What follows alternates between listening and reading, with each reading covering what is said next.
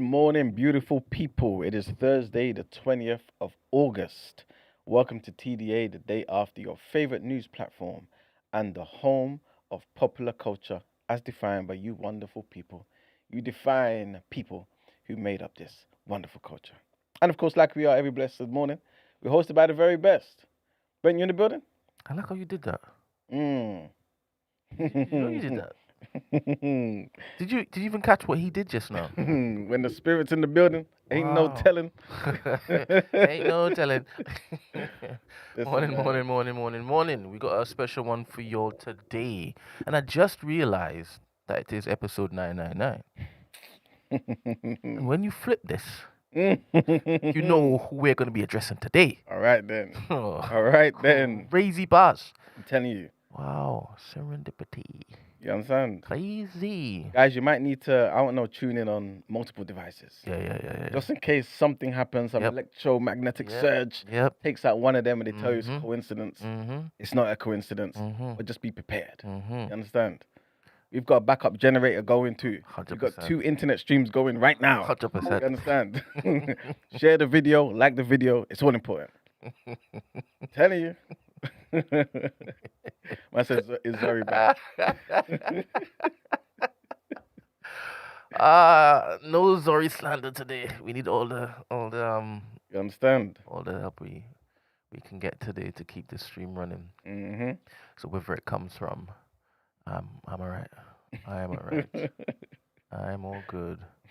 Shout out everybody in the chat. Let's see what's the roll call saying. Mary, morning, Davina, Black Current, Miss Prestige, Timmy, Prophecy Arts, Trevor Smith, Words by Jem, Kuya, the man from Uncle, Alua Bex, we got Yvette, Energy Bars, we got Senior Boy, we got Eddie Carbone, we got Noreen. She says, morning all. Brent, you're late today. Mm. Uh-huh. It may appear that we're late, but everything's running on schedule. There you go. You understand? We have to shake things up. There you go. I'm Understand? not mentioning anything about lateness ever again. Hmm. Got a couple comments on Spotify. Apparently pisses them off each time it is. I keep saying that we're late, and Damn. obviously Mhm. I do that for our YouTube live audience because they be waiting. The Spotify crew ain't be waiting. You understand? But apparently it pisses them off. Damn. Obviously that size is one. Mm. Yeah, but I like talking like that. We have Black Boy Joy, Imi Snow Globe, Abimi, Izzy Bambino, 9 Ether, morning, everybody. We got Natty, we got Nims, shout out, man. Come on. Nimsy. Who else we got? We got Anna 05Q7. No, that's 05Q70. Wonder what that means. We got 99 plus XT. That's our brethren goddess DCF Mux TC. Who else we got in the building? Oh, Ruby Wednesday. Come on. We got G74F's sake. We got Dr. Amani. We got Charlie 101. I hope everybody is sat. All right, then. Today's gonna be an interesting one. Emmanuel's got his refreshments there. Yeah, man. They will be needed. They will be needed. All right. We got any headlines today? We got some headlines though, right? We got some We headlines. do have some headlines. You know, we are the show that delivers the information to the people then. We are. So regardless of what's going on, we have to update them and keep them apprised of what is happening in the world. 100%. You know what I'm saying? So when you're ready, Brett, let's jump into the headlines. Okay.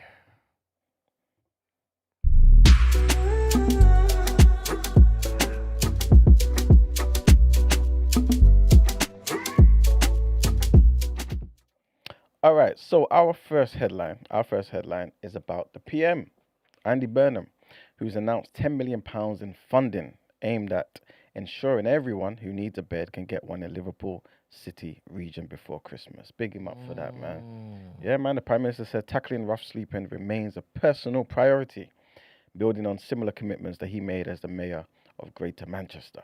I love this. I love this. He's doing a lot, man. Little pivot.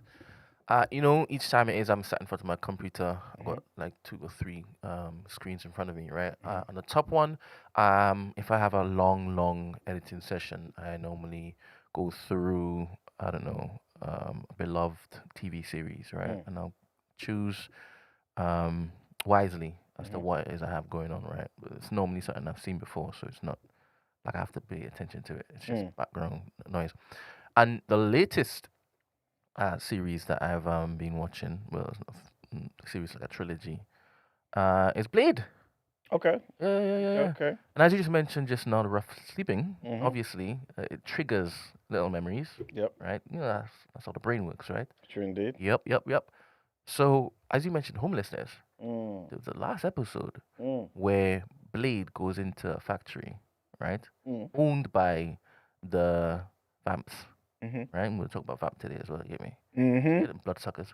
Thank you very much. 100%. And there are bare units, right? And in these units, you have human beings. And they were all, they got drip feeds on them, and they're just taking the blood, right? Taking the blood. And all of them were homeless. Imagine. So as you said that, I was like, look what they did with the homeless people. Imagine. But not Andy Burnham. No chance. No chance. No chance. Sorry about that. Come.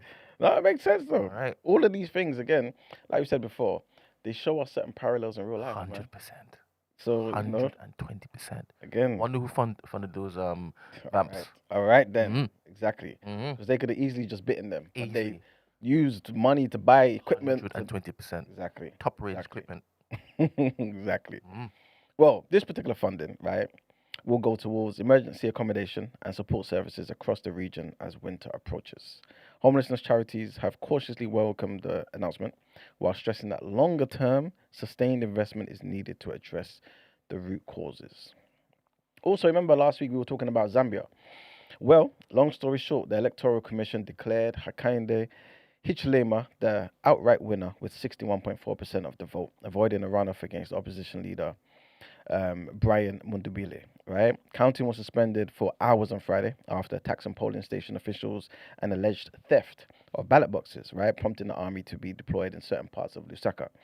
11 opposition officials were detained in a law enforcement raid on election night at a property near where Mundubile was present, right? In an operation that involved an exchange of gunfire. You know what I'm saying? So there was some altercations that happened, but Hichilema thanked Zambians for the result and said that he would continue to work for all of those who voted for the opposition as he begins a second 5-year term. So he's not seeing it. You know, certain leaders are like, well, the people that didn't vote for me, I don't give a damn about what they want. I'm only there for the people that put me in power. He's saying no, everybody. You know what I'm saying?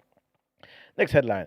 And Liberia has agreed to accept up to 1,200 third country deportees from the US, with the first group of 20 expected to land in Monrovia today. So the deportees include nationals from across Africa, North and South America, and the Caribbean. So this is not just Liberians, right? As you guys have seen with a lot of the other countries who have agreed to take in deportees from America. Liberia joins DR Congo, Central African Republic, Equatorial Guinea, Cameroon, Ghana, and Sierra Leone in accepting similar third world countries from the US, like I just said.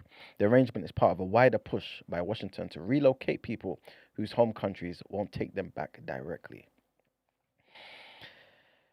Our next headline takes us to Nigeria, man. Sad news, and at least 25 people were killed, man, mostly women and children, in a Nigerian village attack. So armed men, they stormed the village of Binper in the Plateau state on Monday night, moving house to house and killing residents, many while they were sleeping. Survivors say attackers used guns and machetes and all that type of nonsense, man, with some managing to escape after hearing screams from the neighbouring homes.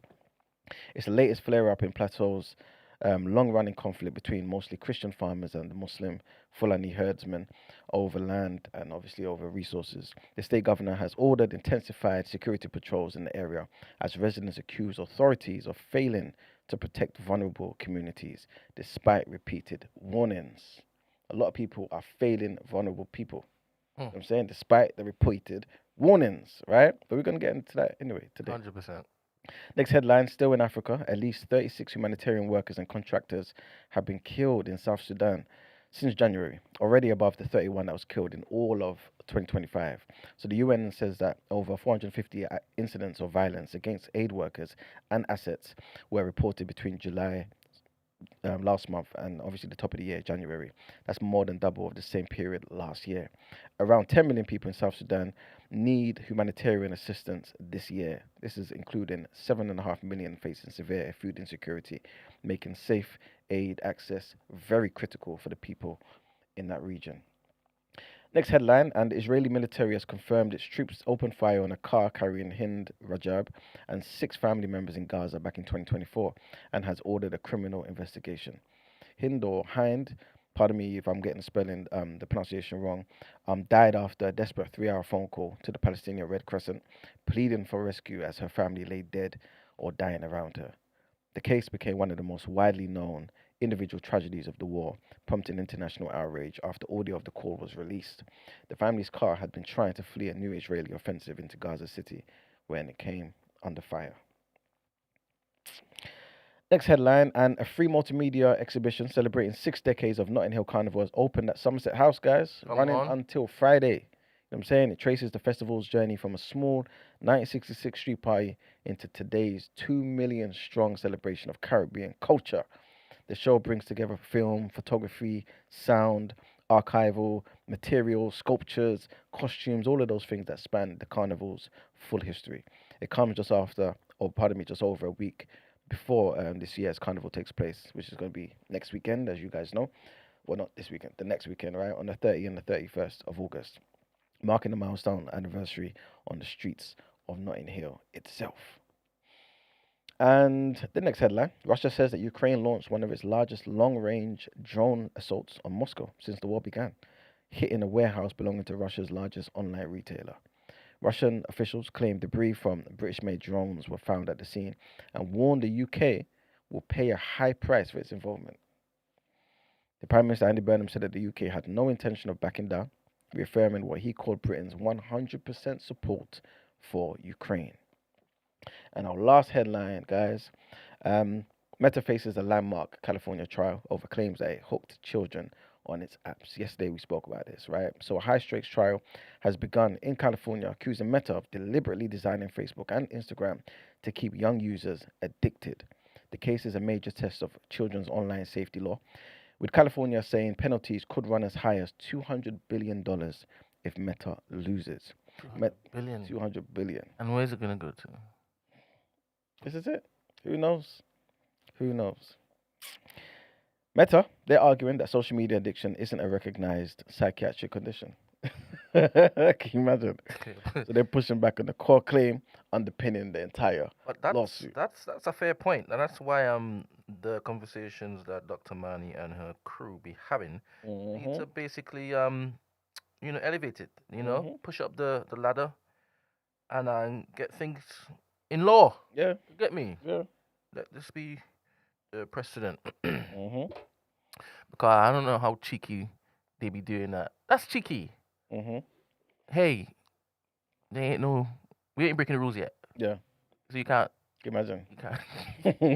You can't put us in jail or hold us to anything.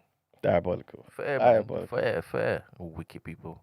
But yeah, man, the outcome of the case could shape how tech platforms are regulated around child safety well beyond California's borders, man. You know what I'm saying? So, yeah, that's pretty much all we've got for the headlines. Okay. Big up everybody in the chat. Come on. Saying like the video, guys. Like the video. Yeah, and I think you can only hype it up after it's finished, isn't it? What do you mean? I think there's like a hype button that comes. Oh, yes. Afterwards. So when it's finished, if it is that you'll support what it is we're about to undertake, then come back afterwards and then hype it up. Yes. Get it spread. Come on. All right, then. All right. Let's get into the topic of the day.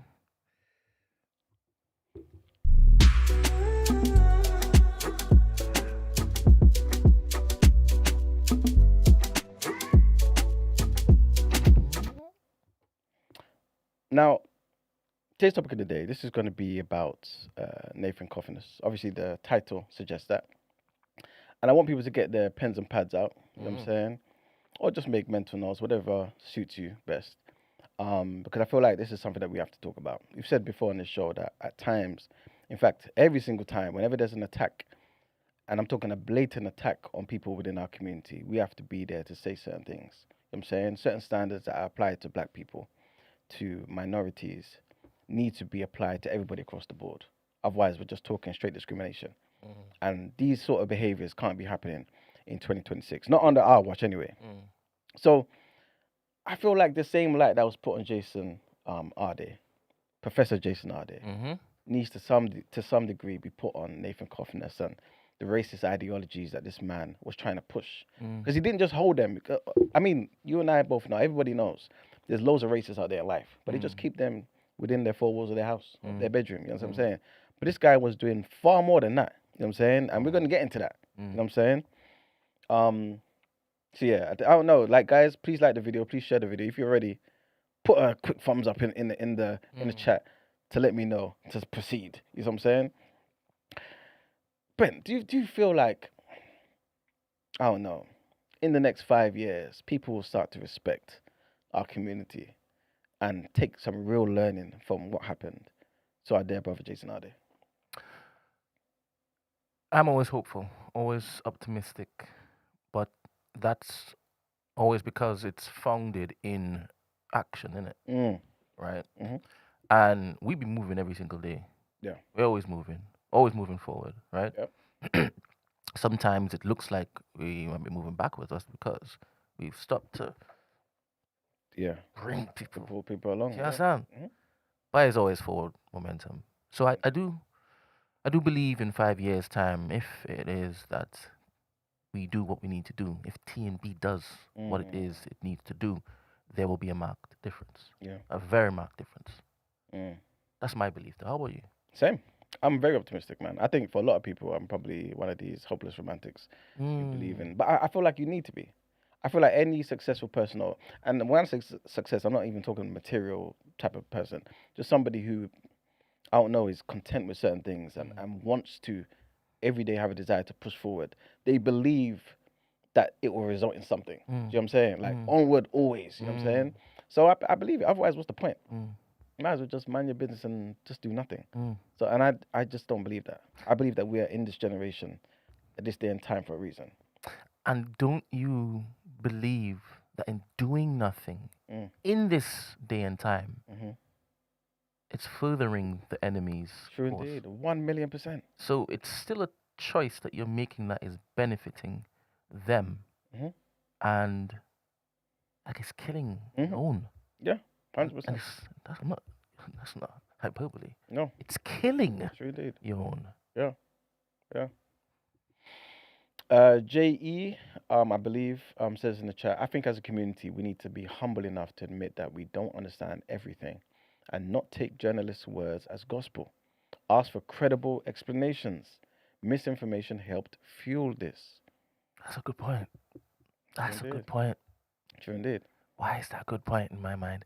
Because obviously I'm in the camp of conspiracy theorist 24/7, right? Yep. I can't pay. I bed here. I sup here, right? And I am naturally just. Wait a minute. Where's it coming from? Oh, is that right? So what's behind it? What's behind it? I think that's a good thing to do. I think it is all across the board, even with our own platforms, mind you, 100%. because there is this particular possible inclination to let down the drawbridge, let down the fences, because I see you. Oh, are you me? Jason? Do you want good for the both of us? But sometimes, I'm telling you, it's necessary. I've got a video coming out, maybe today. It's about Marcus Garvey because his birthday was on the 17th. Because of everything that was happening, obviously, we didn't talk about the great Marcus Messiah Garvey. But he says, and I'm paraphrasing here, the most dangerous Negro is the one that's being patronized by the white man. So we need to figure out where these people are coming from. Because, again, like you said, they might look like us, but really, they ain't like us. See, and I love that. I love that you said that because a couple of days ago we talked about we are gonna have a type of the day where we're gonna test your particular theory of, hey, let's look after all of us and handle things behind the scene, because that speaks right to it, right? True indeed. If Marcus Garvey is to be true, Mhm. and they are the most dangerous Negro, Mhm. then should we open up our doors to those dangerous Negroes? Should we prioritize looking after them for us to handle them afterwards? Is that going to be detrimental in any way, shape, or form?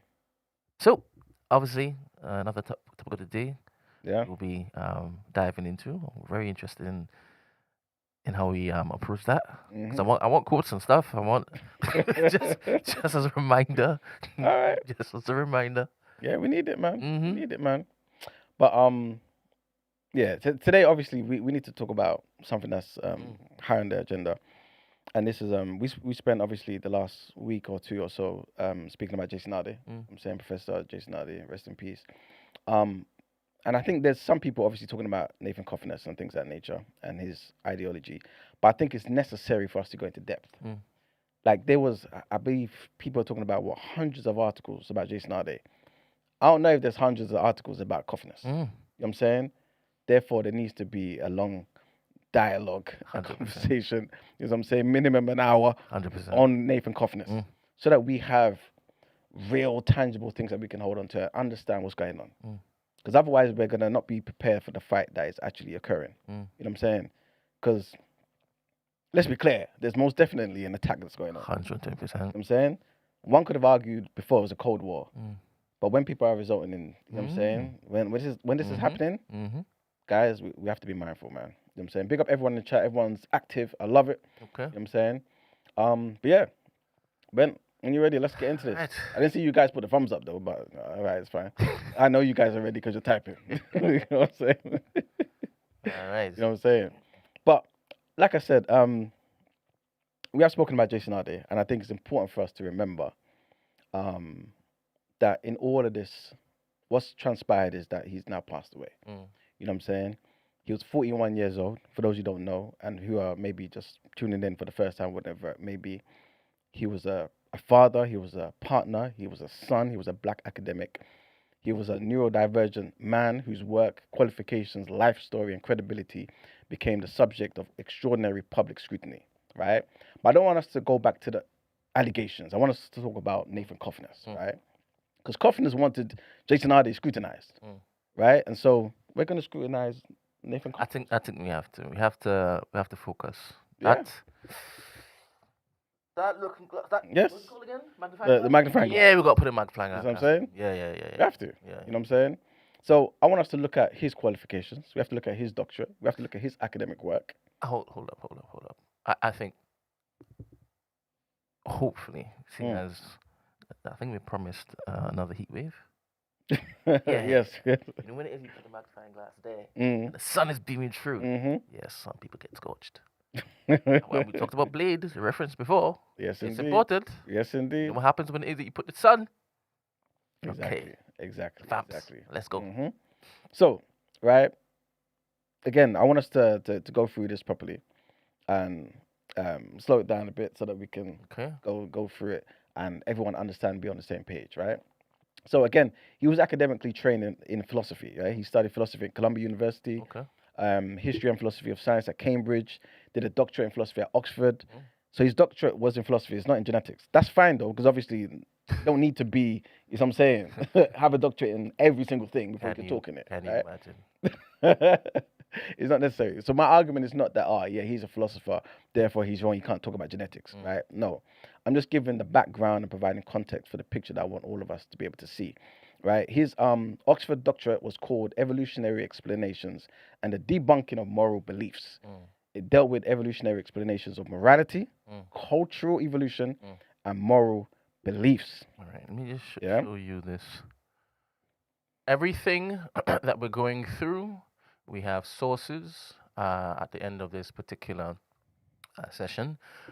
We will provide the sources in our Discord, and I even put it in the show notes for this YouTube video, so that nobody comes and says, "Oh, where did we get this from?" Hey, this Exactly. is where we got this from. Everything is cited. Exactly. Just go straight to the description. You know what I'm saying? Everything is cited. You're going to see it there. You know what I'm saying? Nothing is being plucked out of the sky. Remember, I said this on show bare times. If people are good or if people are bad, I don't think you need to embellish. It should just be there. You know what I'm saying? So we're not in the business of doing any of that nonsense, right?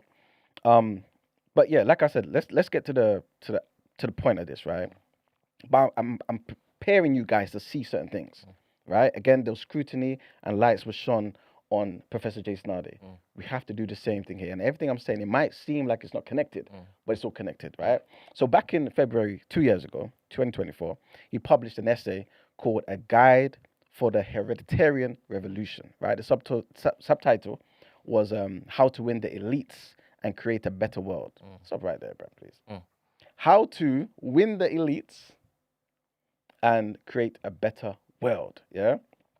By the way, big up SEO in the chat. He says Cofnas was not the only one yesterday, right? I was made aware of a couple professors who initially reported Arday also. Yes. Yeah.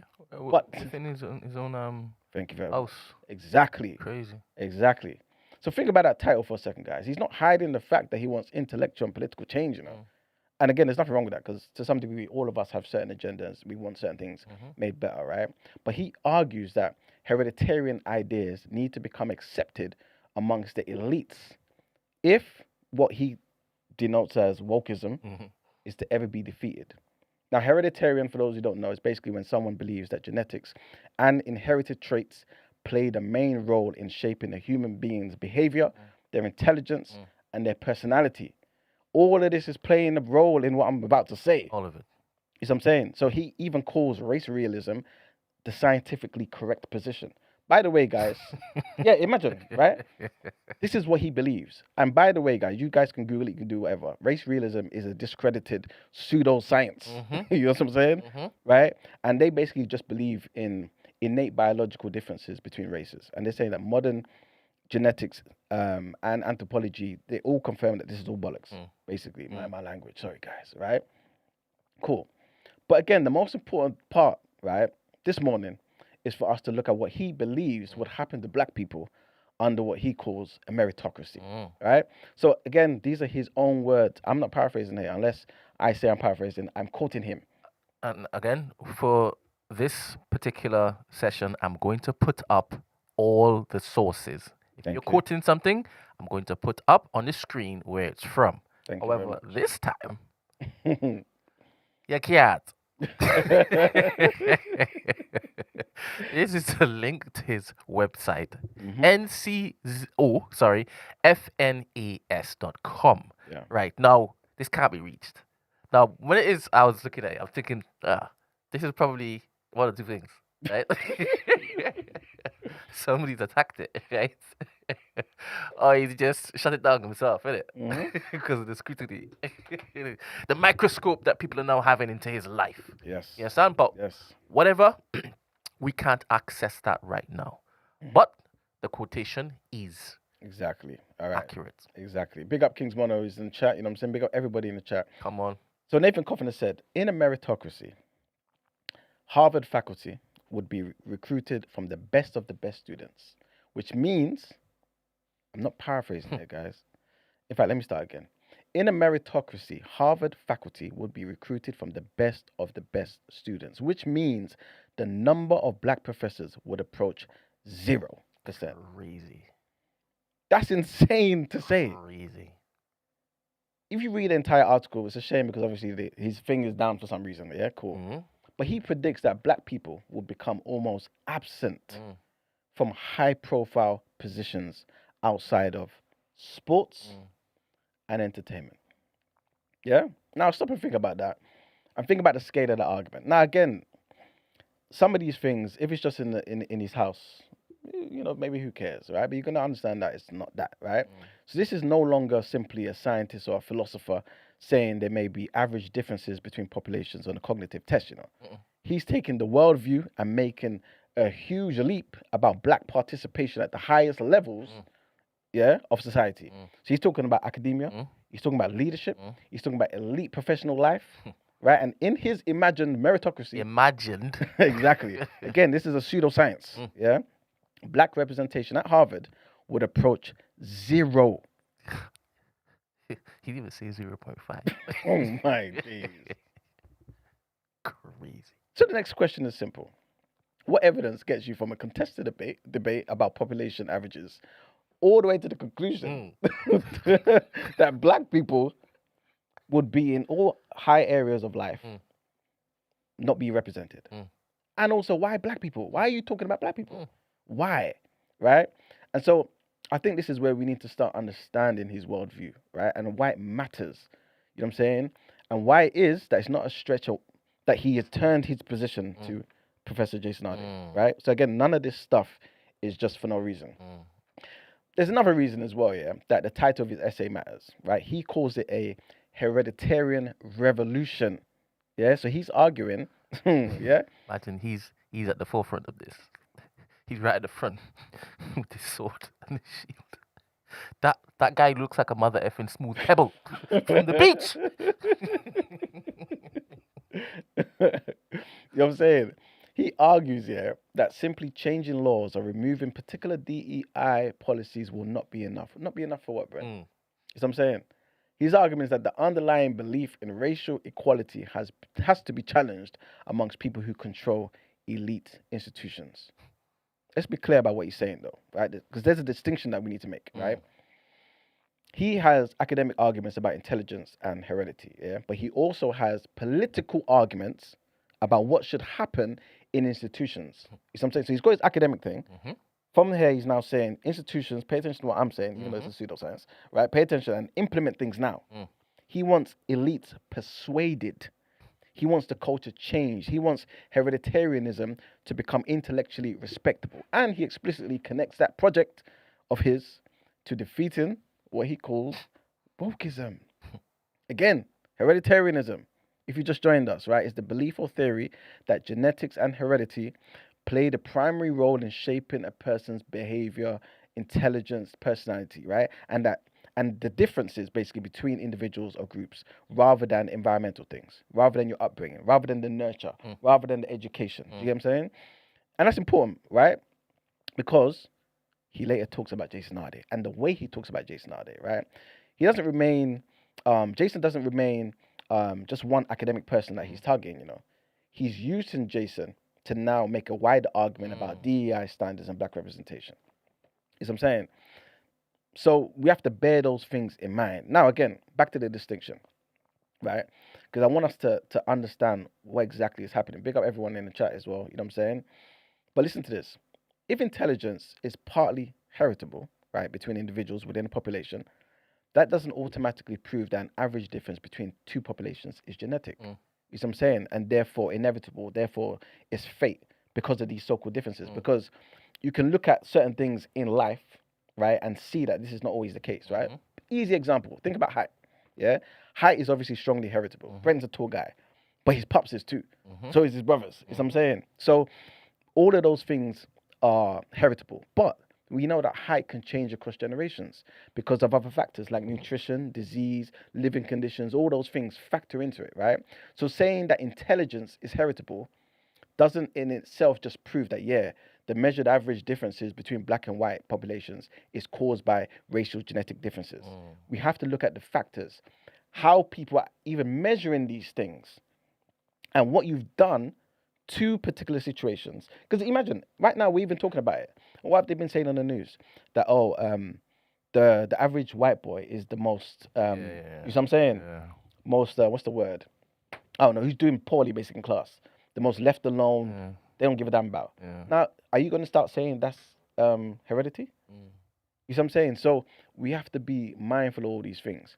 Now, again, like Brent said before, all the links to this is going to be in the chat. Sorry, in the description, right? None of this stuff is just me just plucking stuff from the sky. Yeah, so we have to bear those things in mind. All right, now let's look at race and all those type of things there, yeah, and what it even means genetically. Because obviously we know ancestry is real, yeah, population history is real, right? Genetic variation is real. But the broad social categories such as black and white, how does one define those things when it comes to genetics? You see what I'm saying? Now, obviously, you guys know, I'm not going to say that genes don't matter, right? Of course, genetics play a role, right? But what I'm saying is that you can't simply look at racial inequality in society and be like, hey, you see, that's nature that's done that. That's merit right there. Do you get what I'm saying? And then jump to the next step and say, DEI is the reason how those things in nature are not present in the classroom or in everyday areas of life. You see what I'm saying? So when somebody goes from saying intelligence is heritable to predicting that the number of black professors in Harvard, one of the biggest or the most respected institutions in the world, will be zero. Zero, you know. Yeah, that's crazy. You know what I'm saying? And more than me just saying it's crazy, where's the evidence for it? Yeah. You know what I'm saying? Because that's what we're dealing Where with. are your Here. receipts, man? Exactly. Now, I want us to look at something here, because again, he was scrutinizing Jason Arday, right? And he published an academic paper. Cofnas, by the way, I'm talking about Cofnas being the person, the he, right?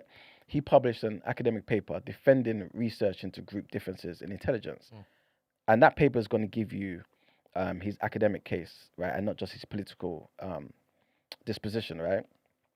And so after he did that, there were some academics out there, 9 of them, that later published a response, right? And obviously they challenged certain things and all that type of stuff, right? They challenged the quality of the argument and the way that race and hereditarian inference were being handled, yeah? Just because people obviously were against him doesn't mean that he didn't have people in his corner too, because he did, yeah? There was a legit back and forth. Big up Rachel, okay, in the chat, big up every single time.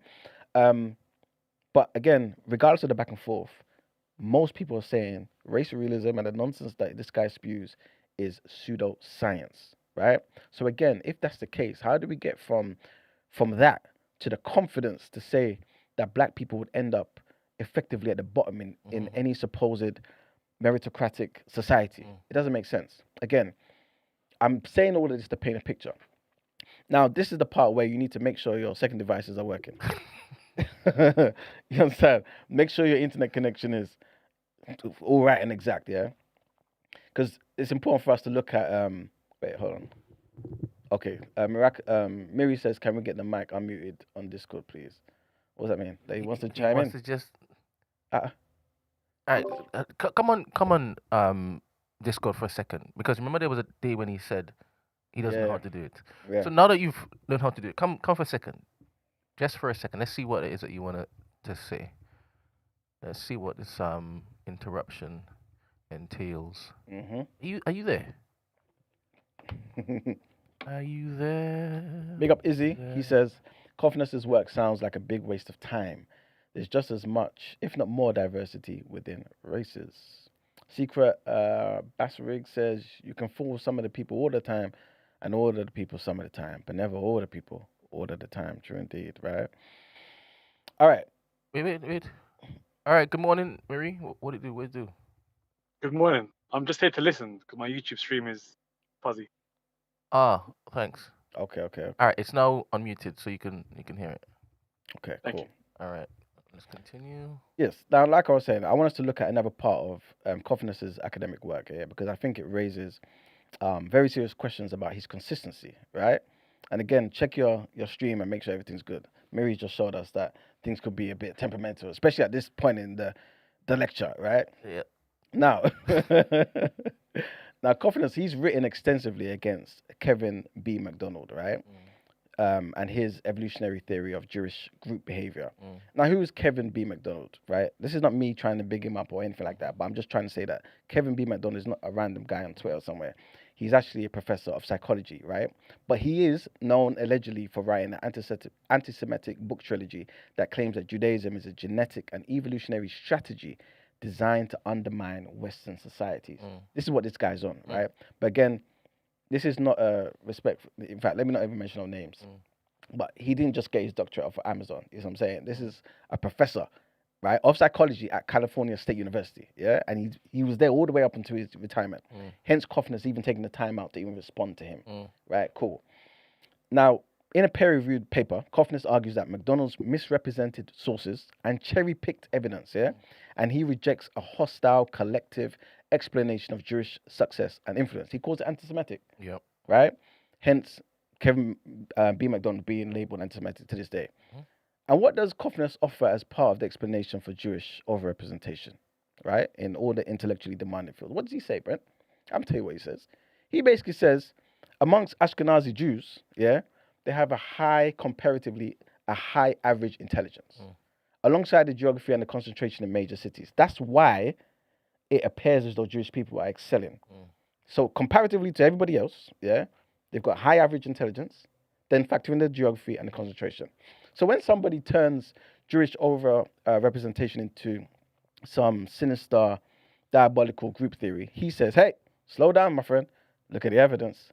Don't cherry pick your sources. You know what I'm saying? Imagine. Consider the ability, the geography, and all the alternative explanations, which is fair enough, though, right? But why didn't you do that when the black argument was made? And why did you take it upon yourself to even be the one who was making the argument? You're doing the same thing that Kevin B. McDonough was doing. You see what I'm saying? Black representation all of a sudden becomes compatible with hereditarian explanation. DEI becomes an attempt to override merit, you know what I'm saying? And his nonsensical imagined meritocracy leads to a number of black professors at Harvard being zero. And he obviously wanted that to be the case at Cambridge. You see what I'm saying? So, is Nathan Cofnas applying the same level of evidential caution and generosity of explanations in both directions? Absolutely not, man. When it came to his Jewish people, he was like, my friend, stop the nonsense. You're anti-Semitic. He gave him that label. He made sure he left with that one. And then he said, look at the evidence. By the way, comparatively, we're smarter. You know what I'm saying? Then factor in the geography and all them type of things. But with black folk there, yeah, genetically, we are, you understand what I'm saying? We're just bound for the bottom. You know what I'm saying? Again, we have to look at intellectual consistency. You know what I'm saying? He also had another paper called The Anti-Jewish Narrative, which discusses Jewish liberalism, multiculturalism, and arguments involving Israel. Now, I'm not going to say that this paper proves that he's a Zionist. I wouldn't do that, but... Oh, no, you wouldn't. You understand? It doesn't. You know what I'm saying? We have to be fair. You know what I'm saying? We're not trying to do Cofnas' scholarship. We ain't making leaps and bounds for no damn reason. You know what I'm saying? If there isn't any primary evidence of a broader political allegiance on Zionism or Israeli state conduct and supporting them bombing Gaza and things like that nature, we can't just be saying things for the sake of it, right? But what we have seen, though, and I think I've presented that enough, is that in his published work, we see evidence that he's using a different standards for Jewish people, but for black people, it's this. It's for black people, we are rendered useless. Obviously, he didn't say useless. I'm saying that because you're basically saying that all our positions in those areas where it matters in life, right, matters in life, we would be zero, which is insane, right? Let me just mute this thing here. It's distracting. Good morning, Eddie. Good morning. All right. Are you listening intently? Yes, yeah. All right, cool. Big up, Eddie. Is what I'm saying. Now, some of you may be aware that Nathan Cofnas, he was sacked from Cambridge. Yeah, he became the center of controversy, right, because of his race-related writings. Yeah, Emmanuel College ended his College Research Association affiliation, but his paid Leverhulme fellowship in Cambridge's Faculty of Philosophy as a separate thing. They want you to only focus on the Emmanuel College part. The other one's paid, right? Cool. Cambridge later investigated complaints about his speech, and they concluded, again, this is Cambridge investigating, and they concluded under investigation, no matter how offensive people considered his words, he has the right to speak freely, right? It didn't breach the university's rules or the law, yeah? Again, all of these references we are showing on the screen. It will be made available in the show notes afterwards, so you can do your due diligence. Now, he was given that nuance, though, in Cambridge. He was given that nuance. You know what I'm saying? They were able to separate the offensive speech from his misconduct. You know what I'm saying? They were able to say, okay, college affiliation from university employment, we can separate the two. You know what I'm saying? Just like those police officers that don't have to go to work but still get paid. You know what I'm saying? After they shoot people down in America, right? And then with Chris Kaba, once it is all the news cycle has died down, apparently people have forgotten, declare. Exactly. Declare them. Exactly. And all we're trying to say is, if you're going to have that principle, that standard for him, apply the same thing to Dr. Jason, man. He deserved the same principle. You know what I'm saying? It's not about immunity from investigation. No, if there's certain things that you feel that need to be investigated, fair enough. But separate the plagiarism allegations from his CV. You know what I'm saying? Like, stop talking about, oh yeah, his personal story. You know what I'm saying? Separate Cambridge's institutional failures from his individual responsibility. Because why is everyone blaming Jason for everything? Mm. Why are you making his alleged mistakes from your perspective the reason why a black professor even gets into this position and blaming everything on DEI? And bear in mind, right? There are quite a few of his outlandish claims about his life and story that are bit by bit being proven You see? to be true. You see? Bit by bit You see? being proven to be true. You see? Are the papers going to run with that? No chance. Are they going to run with that? No chance. All right, okay. And this is what Andrew was saying, his motto. It's because regular folk can't do extraordinary things. Yes. You see what I'm saying? Yes.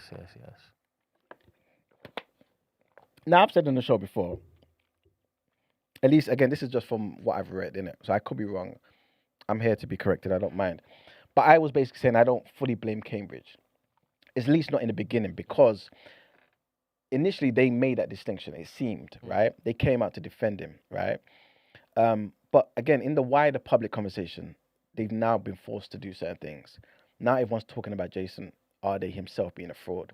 Why is it that plagiarism didn't just stay as plagiarism? Why is it now? Because of alleged plagiarism. Again, it's alleged. And also it was said to not even be alleged anymore. It's been investigated by Liverpool John Moores University, right? Saying all the claims are unfounded, that now he's a fraud. How you turn from an investigation to him as a person being a fraud? Now, before we even talk about the so-called alleged plagiarism, which I don't even really want to talk about yet, I want to remind everyone about what Jason Arday's work was about. We touched on a bit of it yesterday. He wrote about race in universities. He spoke about racism. He spoke about whiteness, right?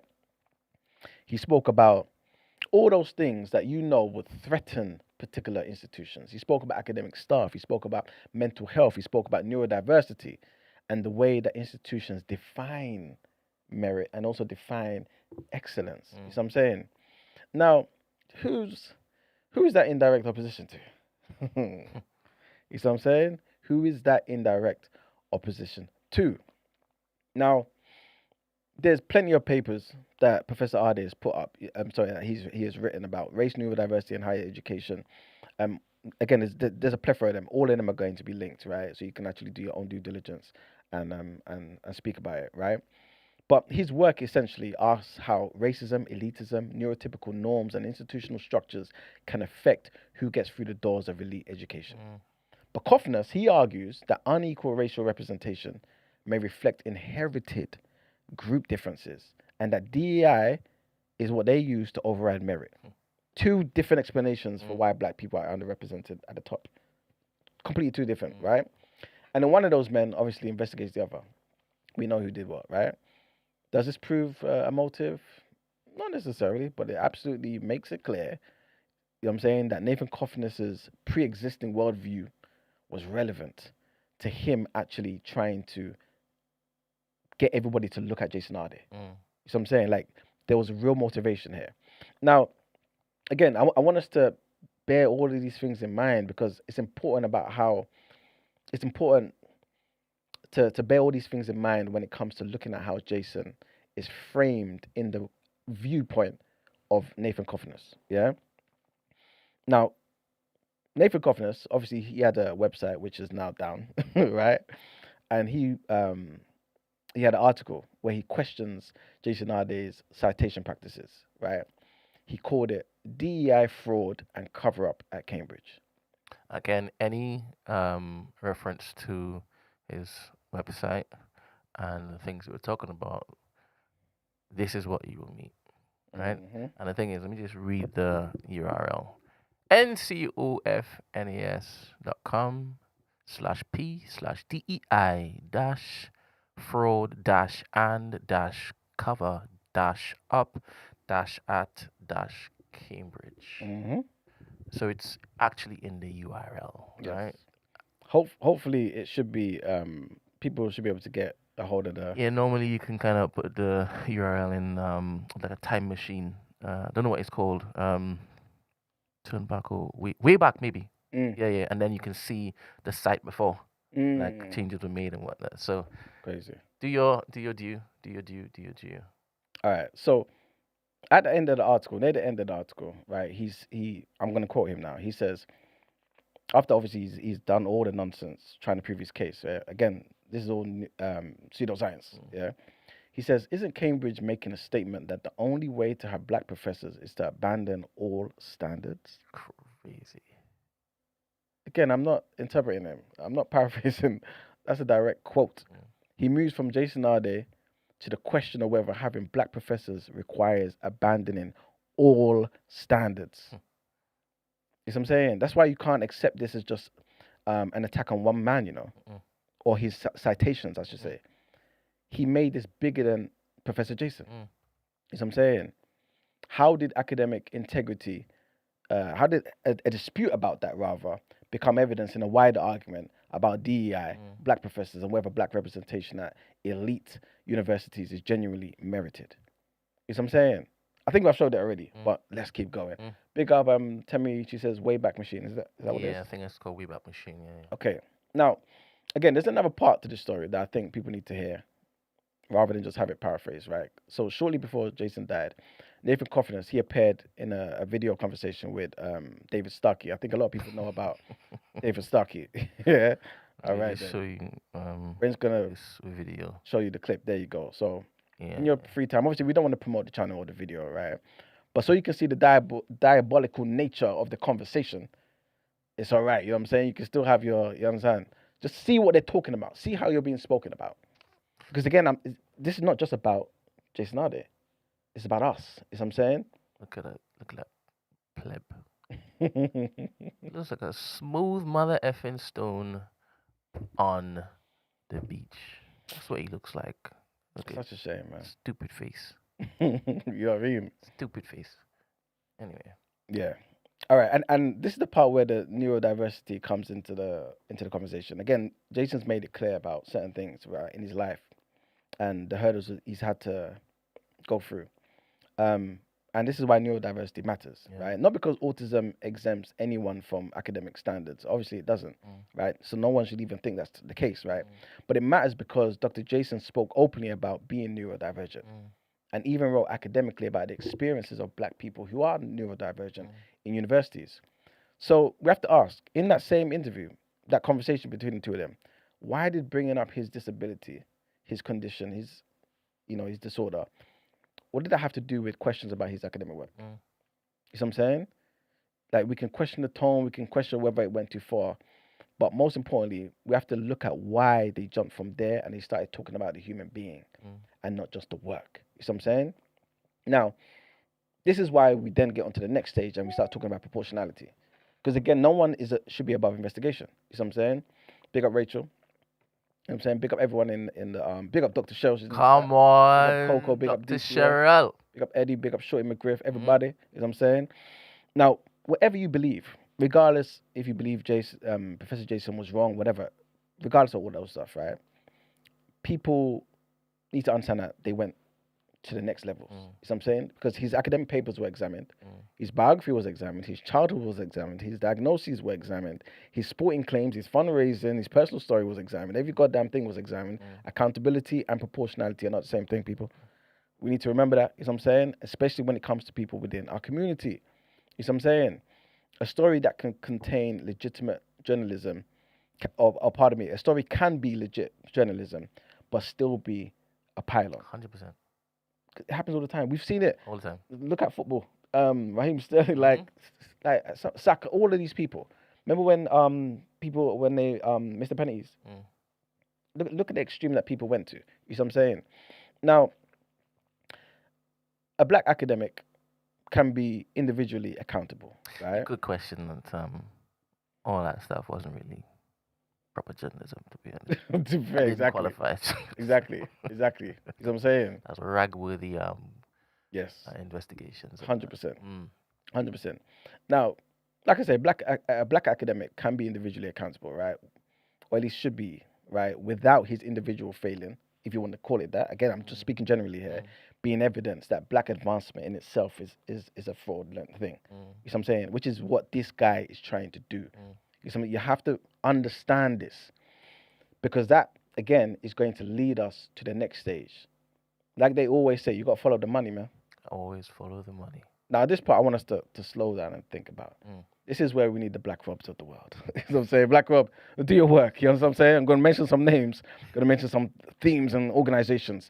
Everybody, again, I'm not saying everyone knows each other, everyone's friends. I'm just trying to say there's a network, though. You see what I'm saying? So let's zoom out a bit. Because at this point, you might be thinking Nathan Cofnas is simply just one controversial academic, a lone ranger doing his own thing. But you guys, anyway. They linked up with Starkey. There you go. You know what I'm saying? And already, our chat is sharp. So they've already said there's others. You know what I'm saying? But guys, I want you to understand it's bigger than that. Because you have to think about where these ideas live. Where do they come from? Who's funding the research around them? Who publishes them? Who promotes them? Who protects them? Right? Who's protecting the people advancing? You know what I'm saying? Right? Are we looking at isolated academics, or are we looking at something closer to an intellectual, political ecosystem with an agenda? You see what I'm saying? Now, again, I'm not trying to tell you there's a secret meeting. I'm not one of those people who just think, oh, yeah, there's good people that meet up somewhere in the forest around an ivory table and start talking stuff, you know what I'm saying, drinking goat's blood. That's my job. You know what I'm saying? I'm not saying all those things, right? And obviously, a connection between two people doesn't automatically mean that there's funding, coordination, or conspiracy. But when the same people, guys, publications, when the same publications, organizations, donors, and the ideas keep appearing around each other, I think we're entitled to examine the network. 100%. That's right. You know what I'm saying? I don't think there's anything wrong with that. You know what I'm saying? And one of the first organizations that we need to understand is called HDF, Human Diversity Foundation. So if people want to maybe listen and type at the same time, type in HDF, Human Diversity Foundation. Because this is where things start getting interesting, bro. Now, back in 2024, an undercover investigation by Hope, Not Hate, found subsequently after the investigation, right, that they actually did with The Guardian, by the way, exposed the existence of the Human Diversity Foundation. They exposed it. Thank you very much. Thank you very much. Thank you very much. Cool. So The Guardian, they described it as an international network promoting what is called race science.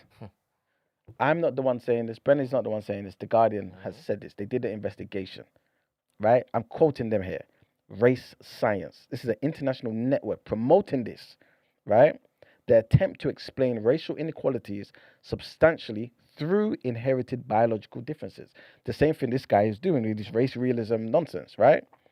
This wasn't just a couple of people on Twitter just arguing, no. This investigation uncovered researchers, media operations, money, political ambitions. Emmanuel. Like the video. Are you deep in it? Right? Are you deep in what they have built strategically? What they have funded strategically in order to carry out this evil? And they're buried away, you know. Yeah. Not for long. They had to be found. Yes, exactly. And in finding them, you open up this little door and you realize there's a whole world of funded institutions. Yes, indeed. All working in tandem to push a particular evil. 100%. 100%. And this is what people need to recognize. Again, we've got a sharp chat, man. Big up NC or N Camera, who says Cofnas published in Aporia. We're going to get to Aporia. We're going to get to Aporia, right? Which is a Substack that is a public-facing arm of the Human Diversity Foundation. Again, it's all linked, yeah? Wait. By the way, the people who have spanners, do what you need to do. Do you understand? Do not let the chat get distracted. People who have spanners, do what you need to do. I'm concentrating right now. Yes. I was concentrating, but do your work, please. And everybody else, please like the video. Even the haters, right? Like the video. Don't be scared now. Don't be scared. All right. So again, the investigation uncovered who? Not just regular folk, guys. There's researchers, media operations, money, and political ambitions. Yeah? Money. Follow the money. Cool. So the investigation found that the HDF had received more than $1 million from American technology entrepreneur Andrew Conroe. Hope Not Hate, again, they were doing the investigation with the Guardian. They put the figure at approximately 1.3 million. That's important, but why is it important, right? Because again, this is not just about ideas. Because ideas can stay in your house. But when somebody gives your idea $1.5 million, $1 million, guys, let's wake up. They're saying run with it. Thank you very much. Saying run with it. Make it real. Yeah, flesh that out. $1 million? Mm. Cool. Because again, we're not just talking about ideas. We're now talking about infrastructure around those ideas. Because this money is now capable of funding the research. Research. Get research, you know. These guys are just squandering the money on the bloody lunches and dinners and talking about racist bollocks, yeah? Never went to the talent salon once. You know what I'm saying? You know the sun will kill these folks. Anyway. But yeah, we're talking about money that's capable of funding these publications, of building audiences. You know what I'm saying? Like, of taking ideas that once existed on the fringes. You know what I'm saying? And making it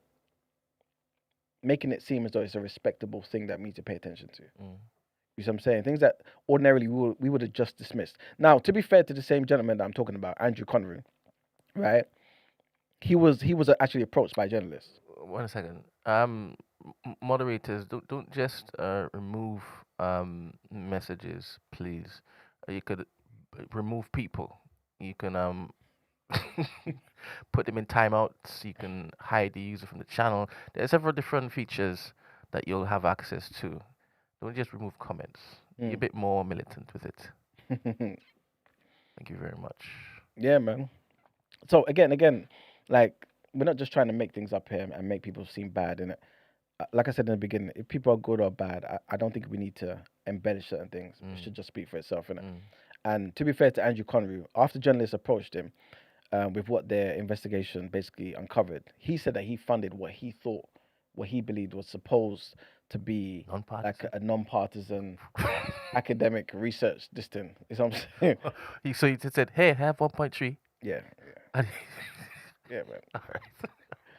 Let's be fair. Yeah. You know what I'm saying? Yeah. Better for the doubt and that. You understand? You know what I'm saying? He said the organization appeared to have moved away from that objective. Oh, they moved away. So they used to be. Yeah, non-partisan. Okay. But it's kind of like your car insurance. You don't check every day. Yeah. You know something till you're stopped by the police. Yeah. You find out it ran out, right? Yeah. So when it's run out now, he's now thinking, oh crap, you guys changed. Yeah, cool. Oops. And subsequently, he's now cut ties and he stopped funding it, right? Cool.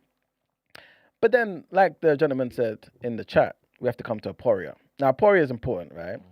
Because this is where the research world starts meeting the media world. You know what I'm saying? This is the front-facing part of HDF, like the person said. So the Guardian investigation reported that aporia became a central part of HDF's media operation. You know what I'm saying? And Matthew, yeah. Again, I stress it Yeah. is so pivotal for our future that TNB is well funded, and we as the custodians make sure that we onboard the best and brightest, the most fearless of us. Yeah. For whatever comes in the future, brother, we need to be ready. I'm telling you. You need to be ready. I'm telling you. They've been doing it. Yeah. You know the importance of making sure that their media is well funded. You understand? Oh, come on. And funny enough, here, you just reminded me about like funding and stuff. Again, that Marcus Garvey video that I was doing, I realized that when he actually started the Black Star Line and stuff like that, he offered same thing as TNB, shares to black folk. Black people bought up all the shares, 200,000 different shares, $5 a piece, for people who had never owned anything. They said, I believe in this, and they did it all themselves, self-funded. You know what I'm saying? This was back in the 1920s. Why can't we do this again 100 years later? Like, you know what I'm saying? We could do the same thing again. Like, we don't need to be in a situation where we're always reacting to attacks. You know what I'm saying? So, and when I say the best and brightest and most fearless amongst us, I'm sure that some of you all are aware that Kalechi, she is right at the front of this particular press, this Gen press. Fearless, sharp, sharp, articulate, and she is not letting up. She deserves all our support. And again, you already know she is part of the TNB family. So when I say the best, brightest, and fearless amongst us, she's also included in that. True indeed. True indeed. Support her. Pray for her because I already know, brother, behind the scenes, she's getting it left, right, and center. Yeah. Left, right, and center. Left, right, and does that make her flinch? Nope. Nope. Nope. Nope.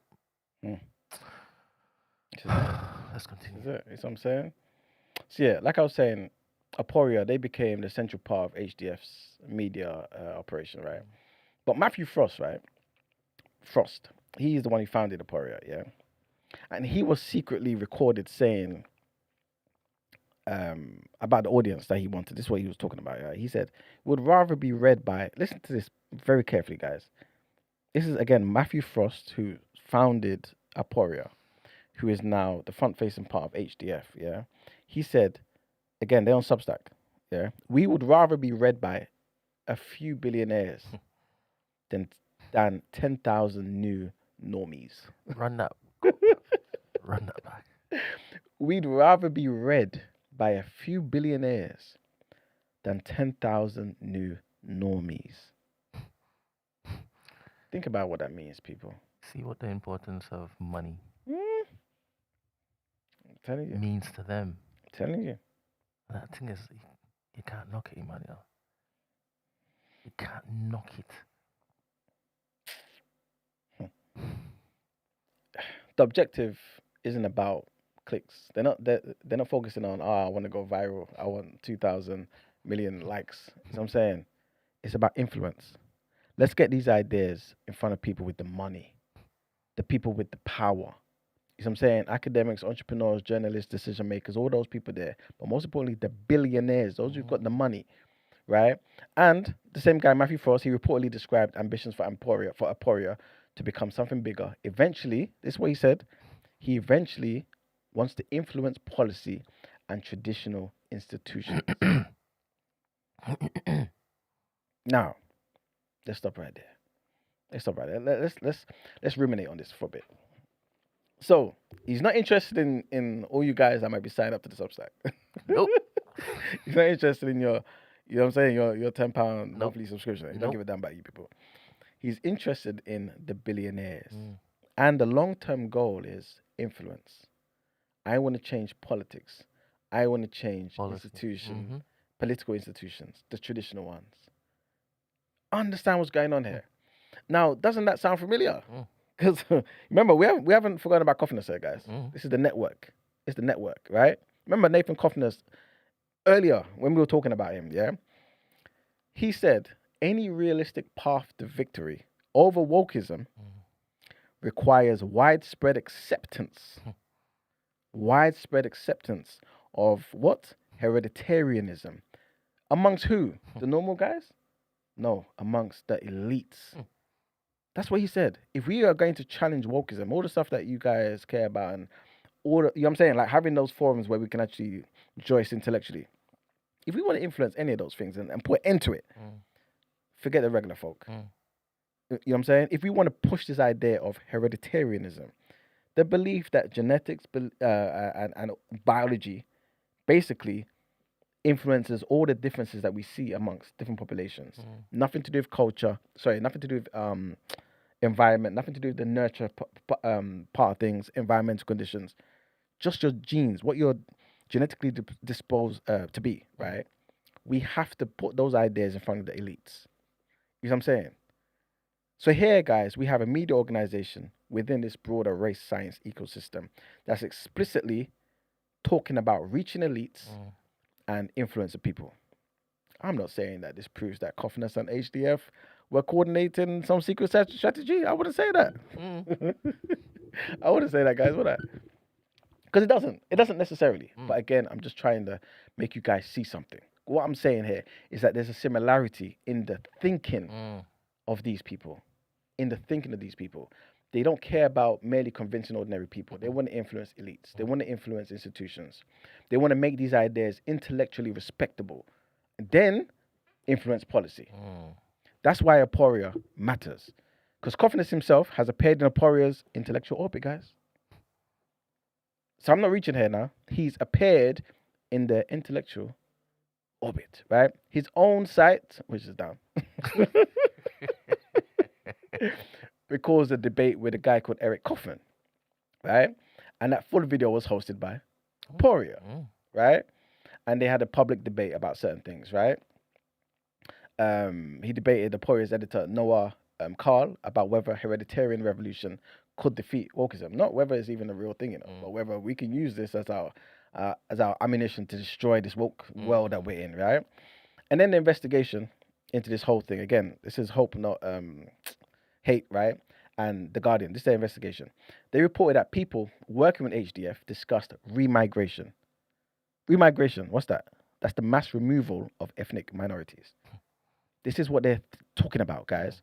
Now, this part, again, I want to break it down, and I'm not saying this is Cofnas here, although a lot of you guys have intimated certain things in the chat. So when I'm saying this, some of you probably won't even be surprised at certain things, right? But one person who worked with HDF members was a guy called Eric Ahrens, yeah? He's a German activist, and he worked as a consultant for the far-right group Alternative for Germany, Alternative for Deutschland, yeah? That was great. Thank you. I was wondering. I was. You know what I'm saying? Now, again, to be fair, German authorities, they reportedly designated him a right-wing extremist, and they basically said he's a dangerous guy, right? They are aware of the danger that he poses, especially as it pertains to radicalizing young people.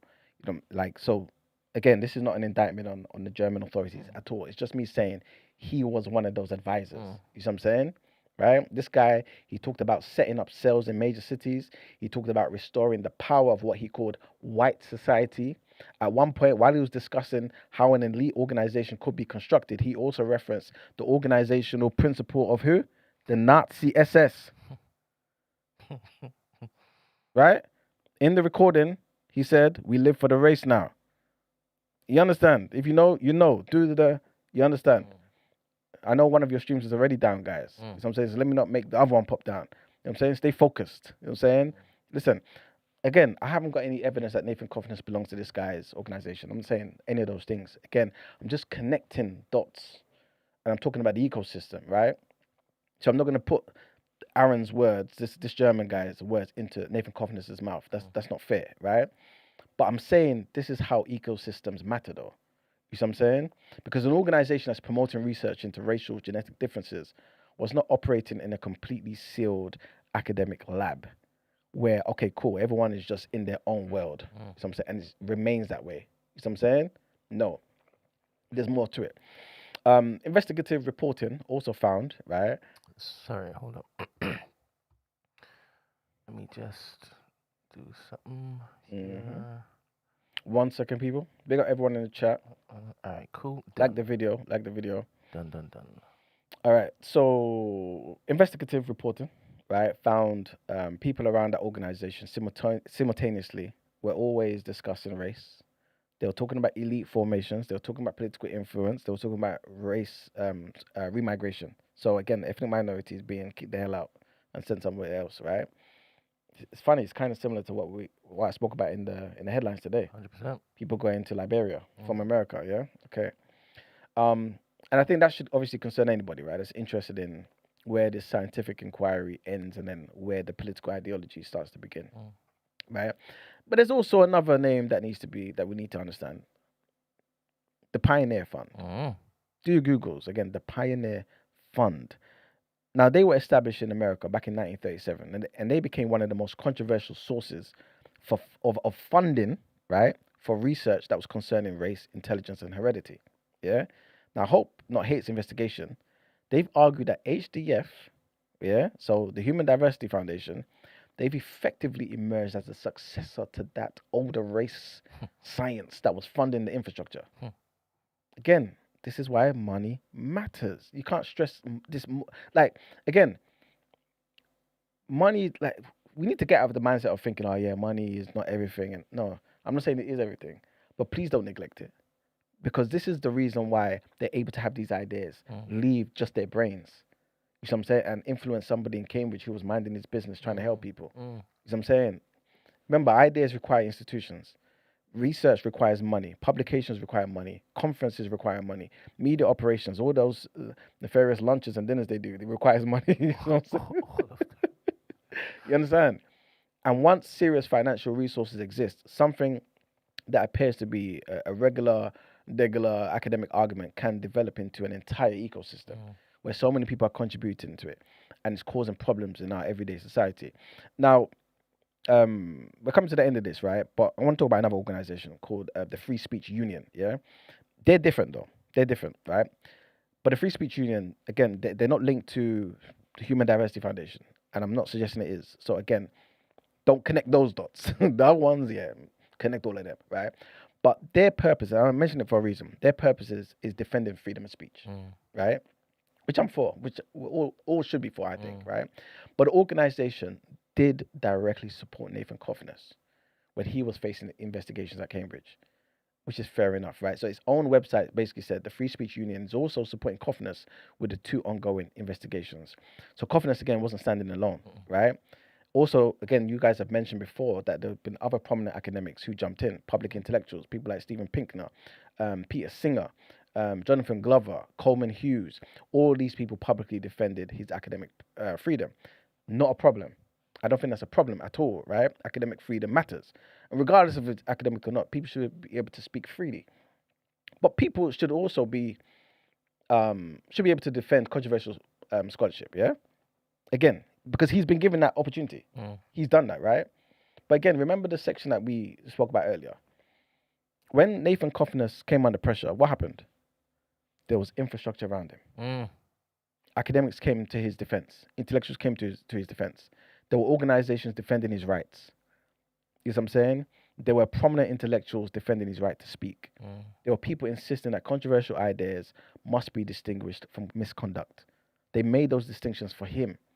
You know what I'm saying? There was arguments about due process. Let's take our time. Let's do the investigation, right? There were arguments about academic freedom, about proportionality. All of those things is good. But when it came to the same level of all of those things being afforded to Jason Arday, where was that?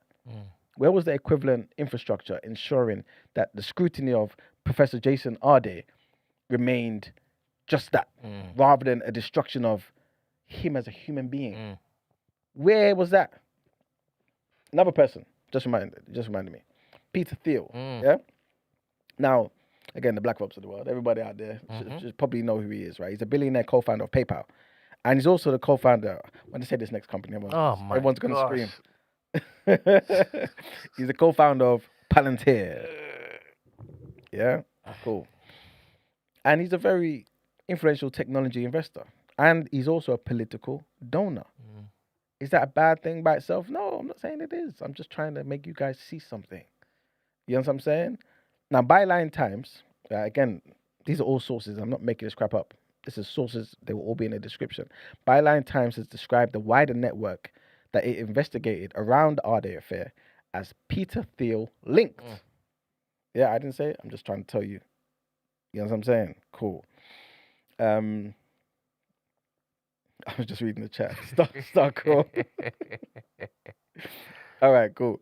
Now, I want everyone to listen to what I'm saying, right? And understand what I'm trying to say. I'm not saying I've got evidence on Peter Thiel paying Cofnas to investigate Jason Arday.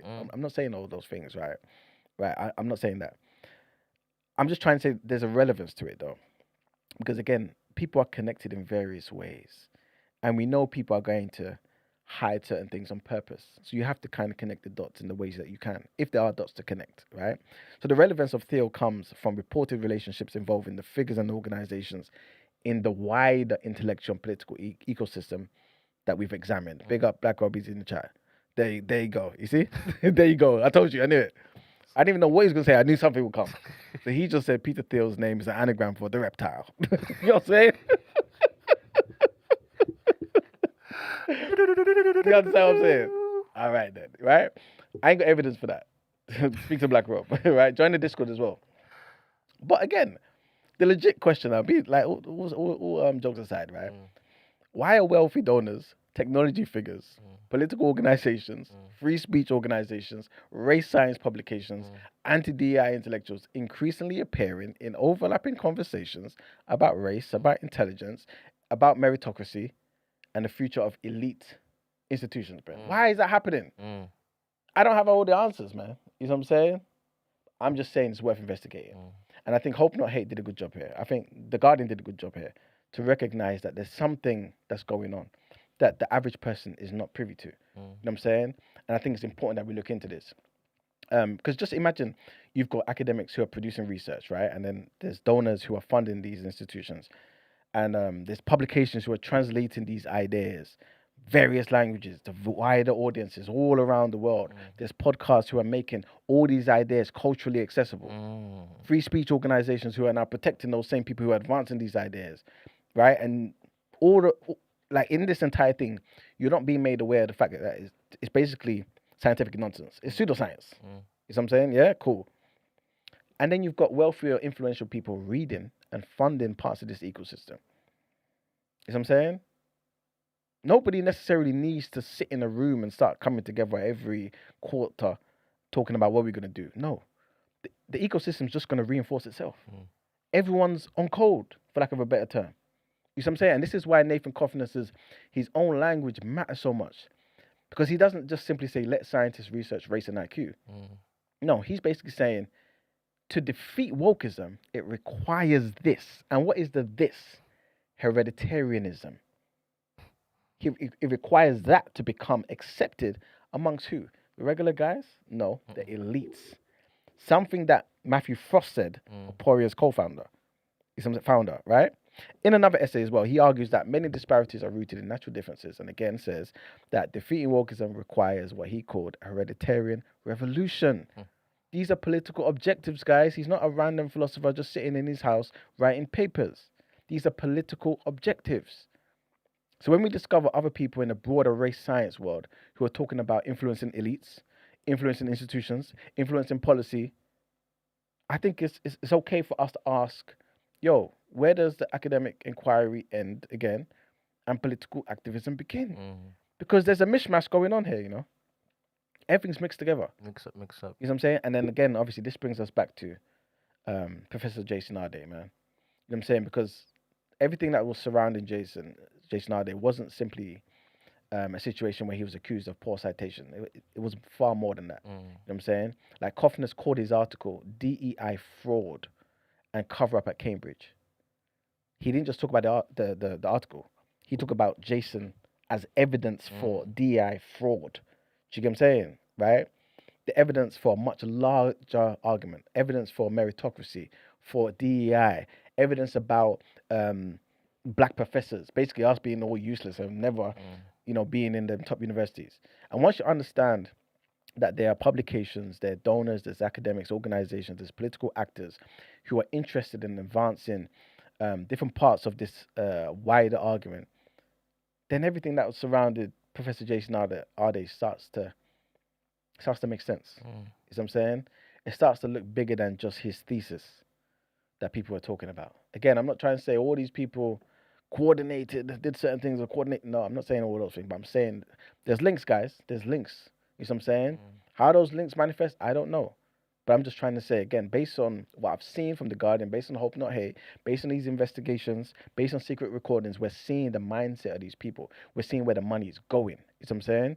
Nobody should be above scrutiny. You know what I'm saying? But, let's not make this about human beings.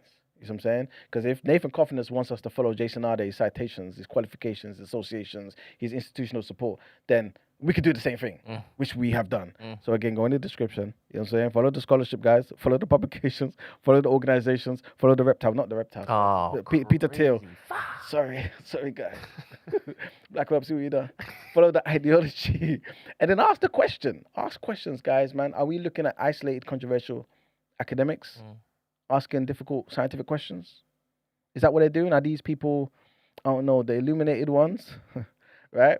Or are we watching the construction of a intellectual infrastructure that's designed to move these hereditarian ideas about race from the fringes, through the elite institutions, the top institutions, and then eventually into mainstream politics? Because whether you like these people or not, I think I've said this plenty of times. People appear on different sides of the political spectrum. You've got the Liz Trusses of the world, the Kwesi Kwartings of the world, the David Camerons of the world. You've also got the Andy Burnhams of the world. Different political sides, but they went to the same elite institutions. You see what I'm saying? They went to Cambridge, they went to Oxford, they went to, you see what I'm saying? Huh? Eton. You see they went to the same places. So if that hereditarian idea can go into the elite institutions, both sides of the political spectrum are going to hear these ideas, and then it's going to be pushed into our sphere. You see what I'm saying? So what have we established this morning, guys? I think we've established that Nathan Cofnas is a philosopher, right? He's got his credentials. You know what I'm saying? Give him his due. But he's published academically on race. He's done it on intelligence. But more than that, he's also openly trying to change the intellectual and political culture around hereditarianism, something that most scholars see as just pseudoscience. He wants to make this race realism nonsense a real thing, and he wants elite institutions to adopt it. His own writing is predicting that in what he calls a meritocracy, the number of black professors at Harvard would approach 0. That's not an interpretation. Those are his words, guys. Those are his words. So I'm not paraphrasing nothing there. I want everyone to be on the same page and understand what's going on there. Now, again, I'm not trying to tell people to think this particular way or do this particular thing. I'm just trying to say, here's what I found. This is what we found. Do with it what you wish. You know what I'm saying? So bear those things in mind. And again, also look at the standards. Look at the standards. Because when Nathan Cofnas was writing about Jewish overrepresentation, he demanded caution. He said, yo, relax. I don't want to hear none of that hostile collective explanations about Jewish people. Crazy. All the stuff you're doing is fake scholarship and cherry picking. This is what he was saying to Kevin B. McDonald, right? Who's a professor of philosophy in California State University, and was there all the way up until his retirement. But when it came to Jason Arday's scholarship, right, which was obviously directly opposite to Cofnas' worldview, right? Because obviously, like I explained, Jason studied racism. He spoke about inequality, neurodiversity, institutional definitions of merit. Cofnas went the next step and investigated Jason. You know what I'm saying? And explicitly framed the entire story around Jason as DEI fraud. And then from there jumped to black folk and said, if this was about meritocracy in Harvard, there would be 0 black professors. You see what I'm saying? 0. You know what I'm saying? So there might be legitimate questions from your perspective about Professor Jason's work. It's up to you, fair enough, right? But legitimate questions don't make every inference, every headline, every humiliation, or every wider ideological conclusion legit. You know what I'm saying? This guy wanted Jason Arday scrutinized. Cool. We're doing the same thing to you. Let's apply the same standard to you. You know what I'm saying? If that's the standard, nobody should get immunity from it. At least you. You see what I'm saying? So this is why we're speaking on this nonsensical ideology, guys. You know what I'm saying? This is an ideology that tells us that if society was truly based on merit, you and I, black people, regardless of where you are, you would almost disappear from its elite intellectual life. Can you imagine? We would be gone from all those areas. Think about what he's telling you. And think about what he's trying to get backing for. So he's telling you this, but he's getting backing for it. Right? And he's trying to implement that into the political arena. We need to call out the racism at every opportunity, guys. That's what I wanted to say. And I hope you guys enjoyed this talk on Nathan Cofnas. I'm saying enjoyed, maybe it's a bad word, but yeah, benefit from it so that we can see who's doing what they're doing. Do you get what I'm saying? Because it's not right. It's not right. We have to remember at the end of all of this resulted in a man who was only 41, who was a partner, who was a father, he was a son, and he's dead. You see what I'm saying? Because you don't believe black people can achieve. That's what it boiled down to. You don't believe black people can achieve. So I'm going to look and find. He was a trailblazer. He was. He was a man ahead of his time. He was neurodivergent. He was a dreamer. He was a motivator. True indeed. He was a kind soul. He was one of the best of us, man. Yeah. It's not right, man. And honestly, like we said the other day, I think it was Monday when Christy was here. We have to learn from this, man. Mm, Obviously, like you said, we're gonna have a wider conversation mm. about how we can navigate these sort of situations and stuff. But we can't have another thing like this. Okay, Impossible. It's not right. It's not right. Impossible. Because right now they're talking about, now they care about scrutiny. Now they care about backlash. Mm. Now Nathan can put his website down. Now the Guardian's making flipping 4-page articles talking about, yeah, it's not fair that our journalists are going through certain things. Imagine. You know what I'm saying? Everybody, Imagine. look how they took accountability. They mentioned that 2 or 3 times. The right wing media. What? The right wing media did this, but you guys was okay. Navarro media the same thing. Now they're going on an apology bloody tour. Yeah. Come on, joke, man, joke thing. I will also put the Canary article that I shared with you, Yes. where some of his Nathan Cofnas his own peers complained that he wasn't even qualified for the role. Yeah. Like he was in, and they gave citations and whatnot. So I'll put that all in the show notes. I'll make sure you all have access to that. Yeah. But this useless smooth pebble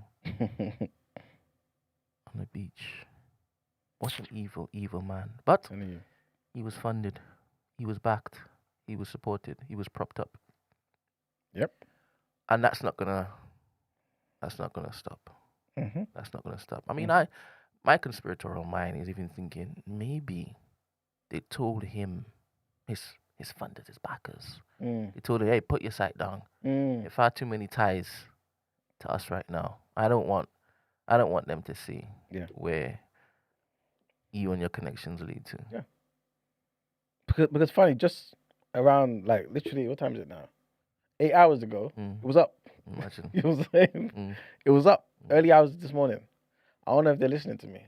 Listen to our, you understand? We might need to. You know Your what I'm saying? phone is still Android, bro. Who knows? Maybe they knew what we was gonna do, man. And they said, no, let's put this down. Well, to be honest, I mean, most of these AI engines and stuff, if it is that you use it to even look for sources and whatnot, it's bound to get flagged somewhere. Mm-hmm. They obviously have some governance, some sort of tech that picks up and filters through, searches for certain pieces of information, and as soon as it is that gets, you're like, alright, cool, it's connected to him. Alright, cool. Hit that switch. Because right now, too many people are doing their due diligence. They have their eyes open, and they're looking. They're looking. Facts. Damn. But yeah, man. Honestly, yeah, there needs to be something that we don't discuss on air, but needs to be implemented and made real, so that I don't know. There's a line of defense against this nonsense. So I'm saying, because it's so sad what Lord Woolley was saying about how they embraced him. Mr. Ann Abbott, I think it was Miss Ann Harriman as well. All 4 of them, 3 or 4 of them. No, Kane Andrews was there, I believe. They embraced Jason. Jason said, "Listen, they're hounding me to death." And they were like, "Yo, don't worry, we got you, man." You know what I'm saying? And obviously, having to sneak through the back of restaurants and things of that nature. And then, next day now, no, maybe not next day, but shortly after, he's gone. 41. And they even said, don't worry about money. You put together a financial package. Yeah. You're good. Yeah. I love the fact that the GoFundMe now is doing dizzy numbers, man. Continue. That's good. Running that up. That's good. Let his family, let his lineage never have to worry about this nonsense again. Let that be part of the legacy that he had left. Yeah. Because the amount of people that he helped whilst he was alive, don't let this memory fade away, fall away. 100%. Not for this mother effing smooth pebble face. At all. Should we open up Discord? I don't know if people wanna. Yeah, the Discord is open. Party people, the Discord's open. Is Murad still in there? No, Right. no, no, no. Oh, He he's was gone. only there for a little while. Okay. You have to question whether he really wanted to hear this stuff. All right. Good morning, Andrew. How art thou? What do you do? What do you do?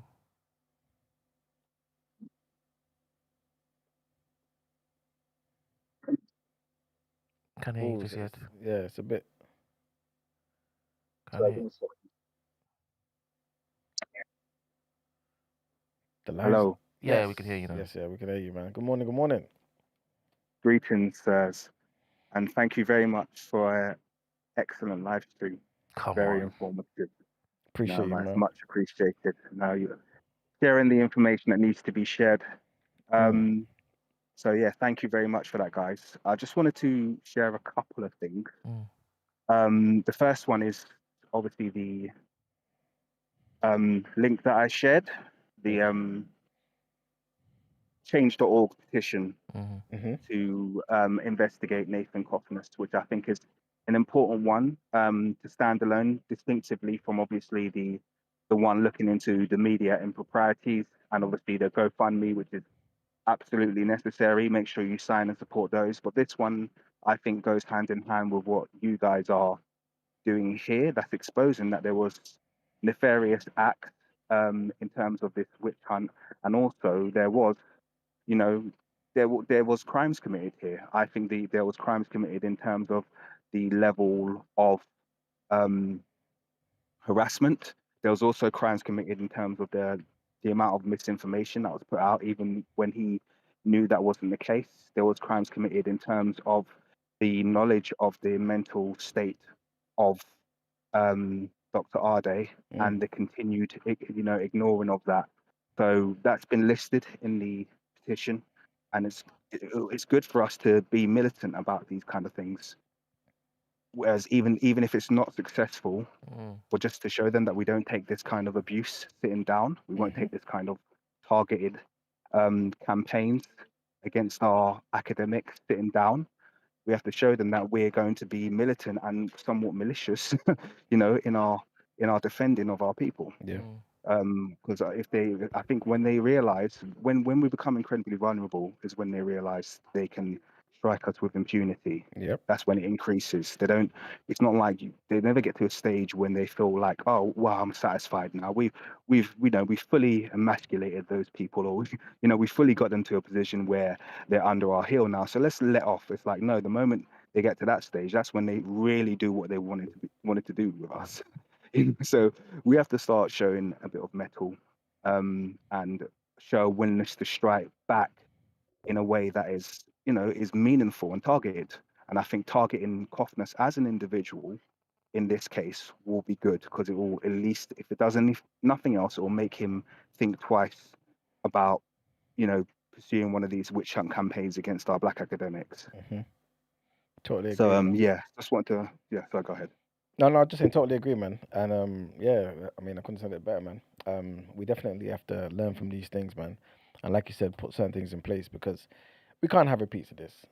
We can't have repeats of this, man. Absolutely. And there has to be a level of fear that, you know what I'm saying? Like, Yeah. if you're gonna try this, this is what the consequences will be. You know what I'm saying? Like we were basically saying in the presentation, there's infrastructure in place so that whatever came to Cofnas, there was people backing. There was infrastructure there backing him. You know what I'm saying? Similar thing needs to happen with our community. You know what I'm saying? So yeah. Absolutely. The second thing I want to share was a bit of an anecdote, but I think it's quite useful for the discussion that you guys we've been having today. And also it highlights a few things. So I'm just going to dive straight in. So basically, I'm a qualified teacher. You guys, I think, are aware of that. So I'm a qualified teacher. I qualified quite young. I may have mentioned, I've never mentioned it on my channel before, because I don't like doing all of that kind of like, here's my epic backstory stuff. I don't think you need to kind of like validate yourself with those kinds of things. But I'm going to share it today because I think it highlights the point that when your backstory gets like layered and gish galloped and presented, there's a lot of things that a lot of people would have done, and I've mentioned this before, that would surprise people. And particularly people who are unexceptional in life, when they hear the stories of exceptional people, but it's just laid and thrown at them, sounds very unbelievable. It's like, I don't believe that. Mm-hmm. So I'm going to share a story with you, and I'm going to give you names and stuff. So if you want to, like, double check or do whatever, you can do that. And I'm only sharing it here, and I probably won't share it elsewhere because it's relevant. Mm. At the age of 24, I became the youngest head of faculty Come on. in London. Okay. I worked for a school called Stockley Academy in West London. Mm. And I was the youngest head of faculty in London. I was the head of ICT and business studies. Come on. Now, the first question I'm going to ask is just based on me just giving you that information, how do people think that I probably received some kind of benefit in terms of DEI or kind of equality schemes to get that position? Mm. And I have to just put that out there. This is a quick question. Even you guys hearing it, does it sound like maybe there's something going on where I would have received a bit of a benefit or something like that? I mean, me personally, I wouldn't have thought that. Not for me. Oh. Yeah. Okay. So you can imagine how that would be spun in the media. Yeah, Yeah. 100%. No. DEI. Now, I'm going to also highlight another fact. That job was created for me. Mm. Does that change it? It was created for me. I'm going to ask, does that change it? Not for me. It just tells me that they're like, yeah, we have to keep him. We need to, if something isn't already there for him, we need Yeah. to create it. Yeah. Yeah. Yeah. So we know that, obviously, being our positions and what we do. And, a man knows, and Brent both know, that there's other parts to my backstory that are completely like nothing to do with this. Mm. That are also kind of like, and I'm not even marketing myself as some kind of massive or exceptional person. But you can hear how, like, when you hear certain things about a certain person's backstory, Mhm. it sounds like he didn't do that. It's rubbish. He's making it up. Mhm. Some people on the chat call right now are probably thinking this is not true. He didn't do any of this. They'll already run into Google or whatever. Yeah. let me tell the full story with receipts so that people can know what the deal was. I qualified in 2004. I joined a school called Useley High School. It was called Useley High School then. At the tail end of 2004, start of 2005. Now, here's an important note. When I joined that school, they hadn't sent a student to university for 8 years. Wow. Wow. Yeah, they hadn't sent a student to university. I think it was the worst in the country. Yeah, hadn't sent a student to university in 8 years. Now, when I joined, to cut a long story short, we started a new GCSE scheme. So their GCSE pass rate, I think, was in the 30 percentile. Yeah, so that's what the general school GCSE pass rate was. It's incredibly low. When I joined the school, we introduced a new kind of GCSE format, which is a GNVQ in ICT, which afforded the person who got it 4 GCSEs if they were able to pass. Yeah, the course was incredibly popular. Obviously taught over 2 years because it's a GCSE, and our first cohort, when they got through, we managed to get them through. I wrote all the schemes of work, by the way, but that's an aside.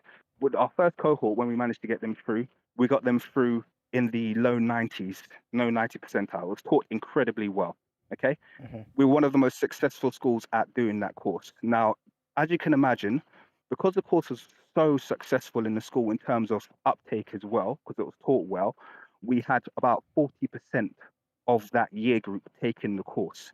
So now we've got 40% of the entirety of the year group taking the course, of which more than 90% of them have passed.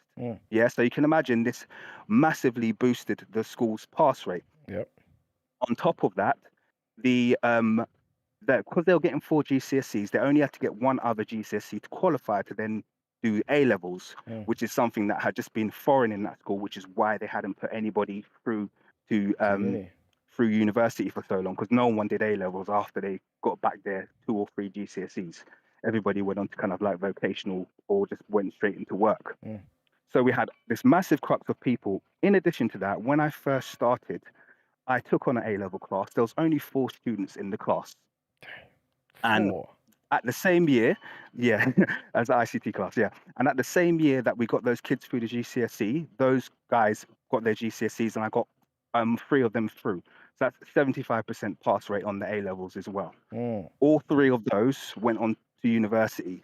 So in the same year that we've boosted up our GCSE rates, I've also managed to send the first kids to uni for a long, long, long time. Yeah. So it's a massive achievement for the school. 100%. Now, the reason I'm sharing this is because it was on the back of that. The old head of department that I had, he had to move on because of some scandal. But the bottom line is, I was a student. I was always going to get head of department because these were basically all of my achievements. Like the department was benefiting, but these were my achievements. So I was a student for head of department. But then the headmaster, whose name was Fred Groom, by the way, I'm giving you names and stuff so you guys know that I'm not making any of this up.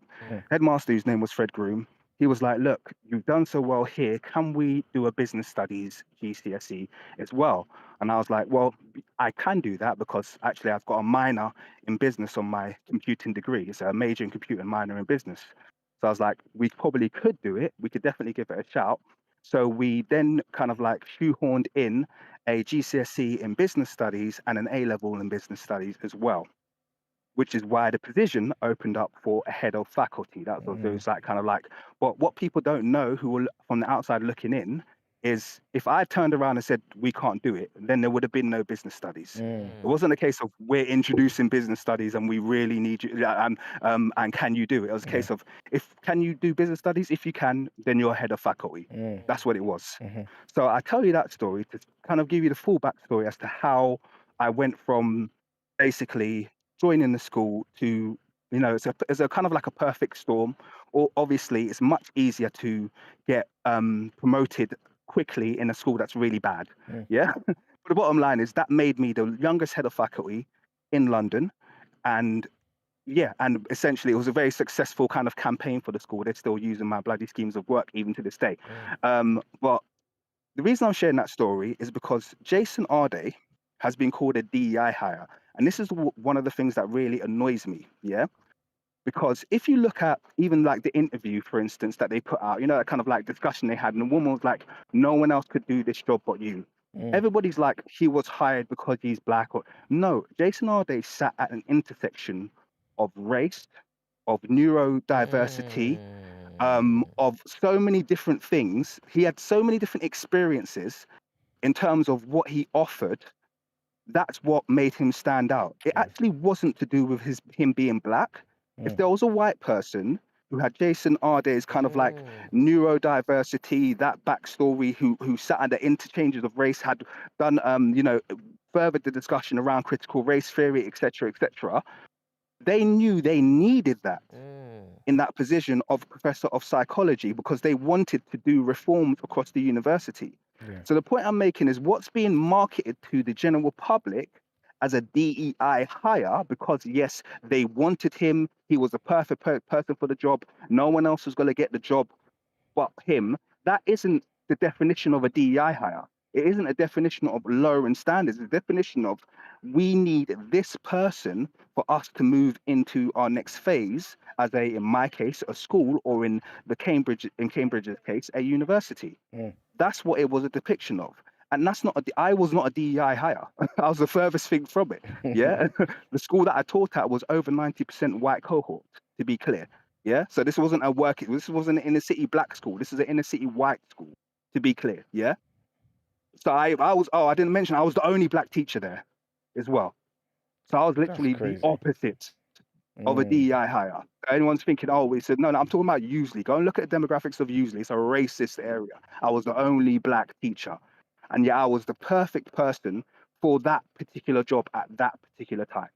And I just kind of, I just wanted to share that because that's an important thing because I keep hearing people say DEI hire, DEI hire. And it's like, no, you guys don't understand how these things work.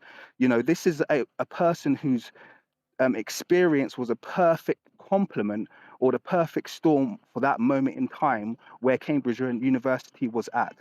And he brought all of the skills and the experience that they needed for that position at that time.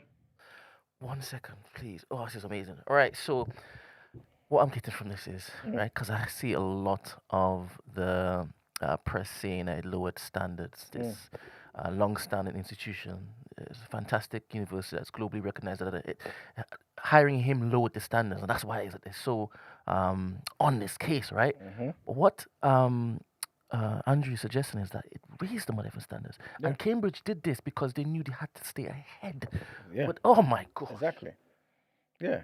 I like that perspective. Yeah. Because the brilliance of other people that would ordinarily never come to that institution Yeah, can now can come. you know? Oh, I like that. Yeah. I like that. And to add to that very quickly, this is one of the reasons why Nathan Cofnas is so militant about this, because he's one of these unexceptional people, who's been granted opportunities, funded research. Everyone would have 5 doctorates if you had people throwing money at you. Mm-hmm. Because remember, you have to be funded to do doctorates. You know what I mean? Yeah. A doctorate is like, it can be a burden, but it can also be a fantastic thing. If someone says, "Here, I'm going to pay for you to live for the next year. Can you produce Yeah.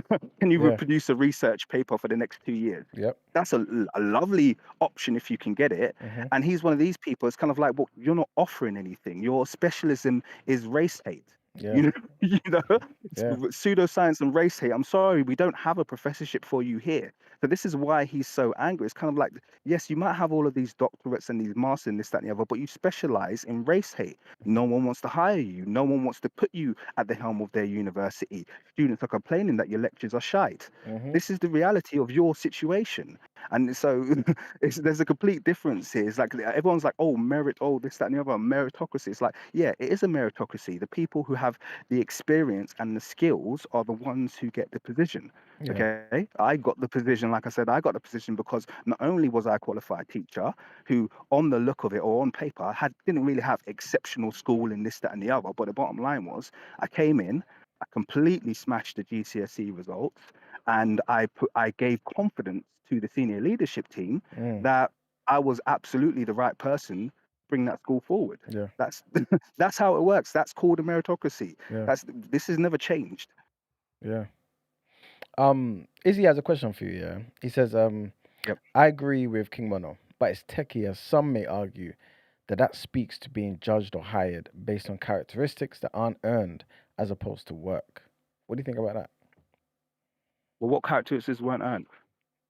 As in, remember, he wrote papers on neurodiversity. The unearned part was being a neurodivergent. The earned part was actually connecting that with his specialism and getting that published. That's the earned part. Yeah. Yeah. So the earned part is him actually doing the work. So he isn't just a neurodivergent. Say, hey, everyone, I'm a neurodivergent, hire me. You know what I mean? The earned part was actually getting, academic papers published in journals and educating people en masse about these subjects. And you could see the kind of effect of it in the number of people who have, quoted and cited him over the years. So I think it's earned. I get the point. It's a good question, but I in my opinion, that's where you earn. Well, I hope that answers what you said, Izzy. You know what I'm saying? But yeah, man. Respect to Izzy though. Shout out. Yeah, big him up. Yeah, this is crazy, man. It's crazy. Yeah. It's crazy. Natty says, is the stream's title bringing next people here or something because they've been active today? It's true, you know. Yeah, that's True. exactly what happens. And Yeah. if it is, if seen their savior, that smooth purple face, obviously they're gonna come in and see what's what. If they're hearing us looking to pull him down or pop him down, obviously they're gonna push back. That's why I said moderators, do what you need to do. Exactly. But yeah, man. Why are you selling yourself short? Well, not divulging the other aspects of your fantastic achievements in different fields of industry. Was that a question for me? Definitely, Andrew. Sorry. Well, how come you would flexed in this particular? Is it because we're focused on academia over here? Yeah, I think it's relevant to the chat. And I mean, we've had this chat before, Brent. It's like, once again, if people hear the stuff that sometimes they wouldn't even believe, you know what I mean? They'll be like, this guy's just, and I think that's maybe one of the reasons why the Jason Arday story resonated with me. It's kind of like, hey, his story sounds amazing. Don't get it twisted, but I actually know people with very similar backstories to his that could tell you 10 different things that not a single, like other people, they haven't done one of them. So to me, this isn't like a, wow, this is it's impossible for someone to do all these things. It's kind of like, no, you just don't know any exceptional people, respectfully, you know? So I don't share a lot of stuff because it's not relevant. But I think in this case, it's particularly like with details. The only reason I came with obviously school names, names of individuals, etc., is because I know what people, dissenters will say in your chat. I know what your lot's chat's like. He's capping. It's like, no, I'm telling the truth here. And it's really actually not that big a deal. It doesn't even make my CV, as strangely as it is. Do you know what I mean? So it's like, that's just it, you know. People do exceptional things sometimes. Oh, well, it was on your 2016 CV. We didn't find it in 2012 CV. Did those people suddenly ungraduate? It's like, no, it wasn't relevant to that. I might not even put it in my autobiography if I was making one. These are things that people don't conceive when they're making these accusations against Jason Arday. What's exceptional to you isn't exceptional to everybody. Yeah, it's a fact, man. It's a fact. Appreciate those takes, man. Appreciate it, definitely. Yeah, that was wonderful. Yeah, man. Appreciate the time, brothers. We should flex some more, to be honest. Yeah. But also the insight about the DI thing. You know what I'm saying? The different reasons, you know what I'm saying? Like, yeah, it's so easy to have the media just tell you, oh, the DI is about this, that, and the third. But no, sometimes it's the opposite. You know what I'm saying? Yeah. So, yeah. Thank you very much. But yes, appreciate it. Big up everyone in the chat. Big up Goddard. He says, amazing achievements, Andrew. Oops, gone. Hold up. 1 second, people. Amazing achievements, Andrew. And to people reading about you who have preconceived negative notions of black people, they will standardly come for you. Exceptional people exist. Some find it hard to deal with. It's a fact, man. It's a fact. But yeah. Anyway, I hope everybody enjoyed the show. We've gone through all the headlines. What day is it today? Thursday. Cool. It's mathematics. What day is it today? It's the 20th. Whew. Wisdom Cipher, all being born to wisdom. Okay. Yeah, man. The application of knowledge. You know what I'm saying? In the cipher. Something it's not by chance, man. So, you know what I'm saying? Like everything that we've heard today, that we've learned today, we have to apply it in and amongst ourselves so it can be made real, you know what I'm saying? And produce more wisdom. And we can move in the world accordingly, man. That's it. That young lady who is part of the TMB family who've come on here and shared some stuff about genetics. She's an exceptional human being. True indeed. Exceptional. True indeed. And yeah, he was responsible. Professor Arday was responsible for her. Yep. Yeah, getting access. Not on TV. On TV? Yeah. Okay, hold up. We need Yeah, to continue surrounding ourselves with exceptional people. You know what? That's one of the most beautiful things about TDA. You know, the more we just encounter more black people that are doing amazing things in their respective fields, man. Yeah, and as Andrew just said, this doesn't even make my bloody. Yeah, you know what I'm saying? It doesn't even make my CV. It's light. Yeah, I hear it. This is it. Long may that continue. Yes, indeed. Yes, indeed. Stupid smooth pebble face, man. Yeah, man. Be careful of the racists out there, guys. Yeah, man. I understand this is just bigger than one person. This was all about us. So I'm saying I think that's one of the biggest points that we need to make. This was an attack on Professor Jason, but this was an attack on black folk. Yeah. All of us. You know what I'm saying? Across the board, here in the UK, in America. How can man say, if it was really about meritocracy, there would be no black professors in elite institutions? That's insane. Obviously, everyone's free to say what they want to say, but to think that and to now be backed by institutions that care about billionaires because they can put money behind those ideas, put them into elite institutions, you know what I'm saying, where the politicians of tomorrow are going to be made to then influence policy. Guys, man, we have to be mindful of what's going on out here, man. You know what I'm saying? We got to put on the armor, you know what I'm saying? Because spiritual warfare is happening, man, I'm telling you. Let's manifest in here in this plane. But anyway, big up Andrew. He says, thanks, guys. Sorry, I had to bounce. No problem. We're about to wrap up anyway. Unless there's anybody else in the Discord that wants to quickly say something. Let me see. Timmy's chilling here, but I think Timmy is just kind of forecasting that the YouTube might have popped down, innit? Come on. Yeah, man. Mm, Yeah. mm, Please share the video, man. I mean, we say it all the time, innit? Share the video. yeah. But please share the video. Because obviously, you know, this type of stuff is not really going to be pushed hard by the algorithm. You know what I'm saying? Yeah. So it's relying upon us to actually share the video. Don't just take the information, but share the video. Let other people in the community know about the things that we've just learned today, man. Disseminate it today. And do what your aunties do. Jump on WhatsApp and Yeah, man. spam the groups. Exactly. Spam your relatives. Create a broadcast. Send it to everybody. You know what I'm saying? Oh, man. Big up Rachel in the chat. Rachel, did you enjoy the show today? Rachel, are you okay? Are you okay, Rachel? It's the first time I've seen her.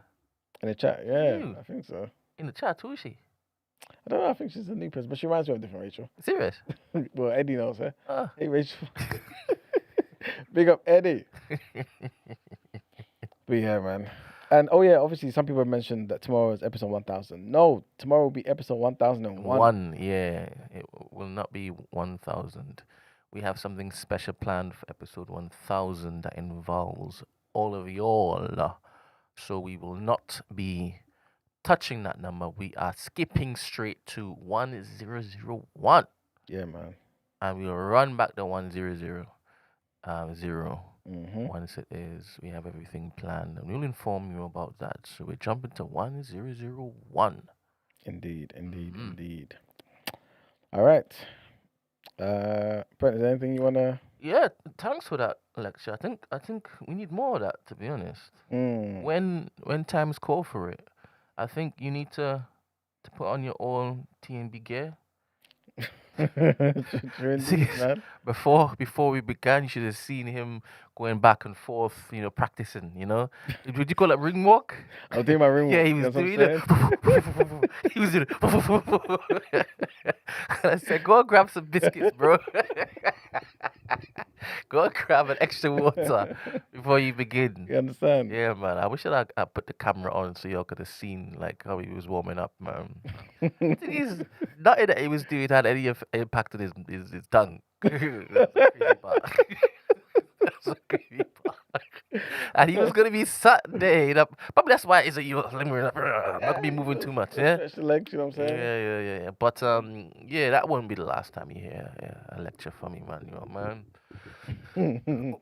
When it dictates, we shall run it, man. We shall run it.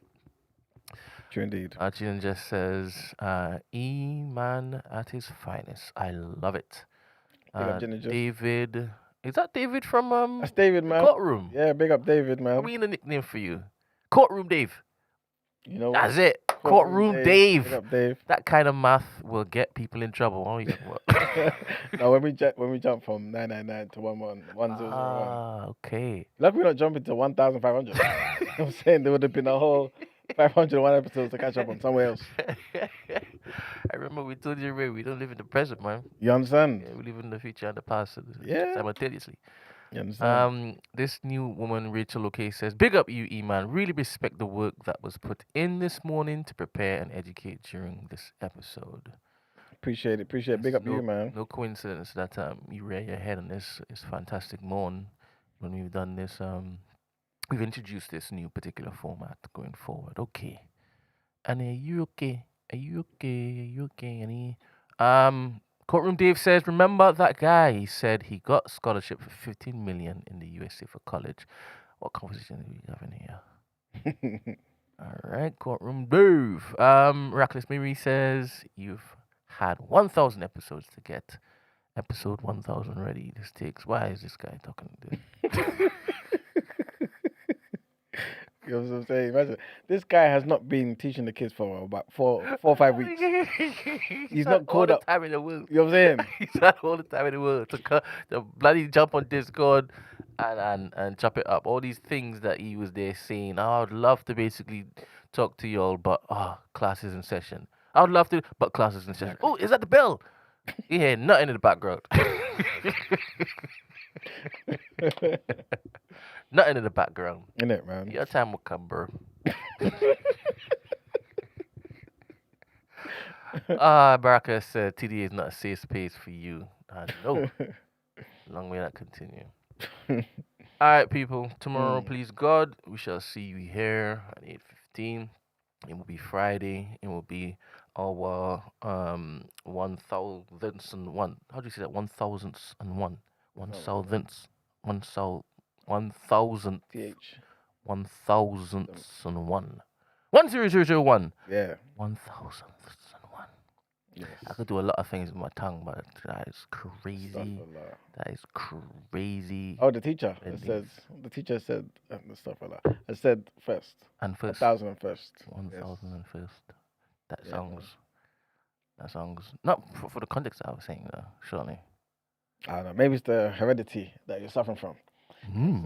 You know, we can't be professors or no Well, maths. I wouldn't have made this 0%. I'd have been alongside all of y'all. There ain't no difference from me and you. You know what I'm You would have made it. We're all the You same. camping outside Harvard. Alongside Courtroom Dave. Anna says, Mirad, you need a burner. Ha ha ha. Alright, Anna. My favorite person of all time.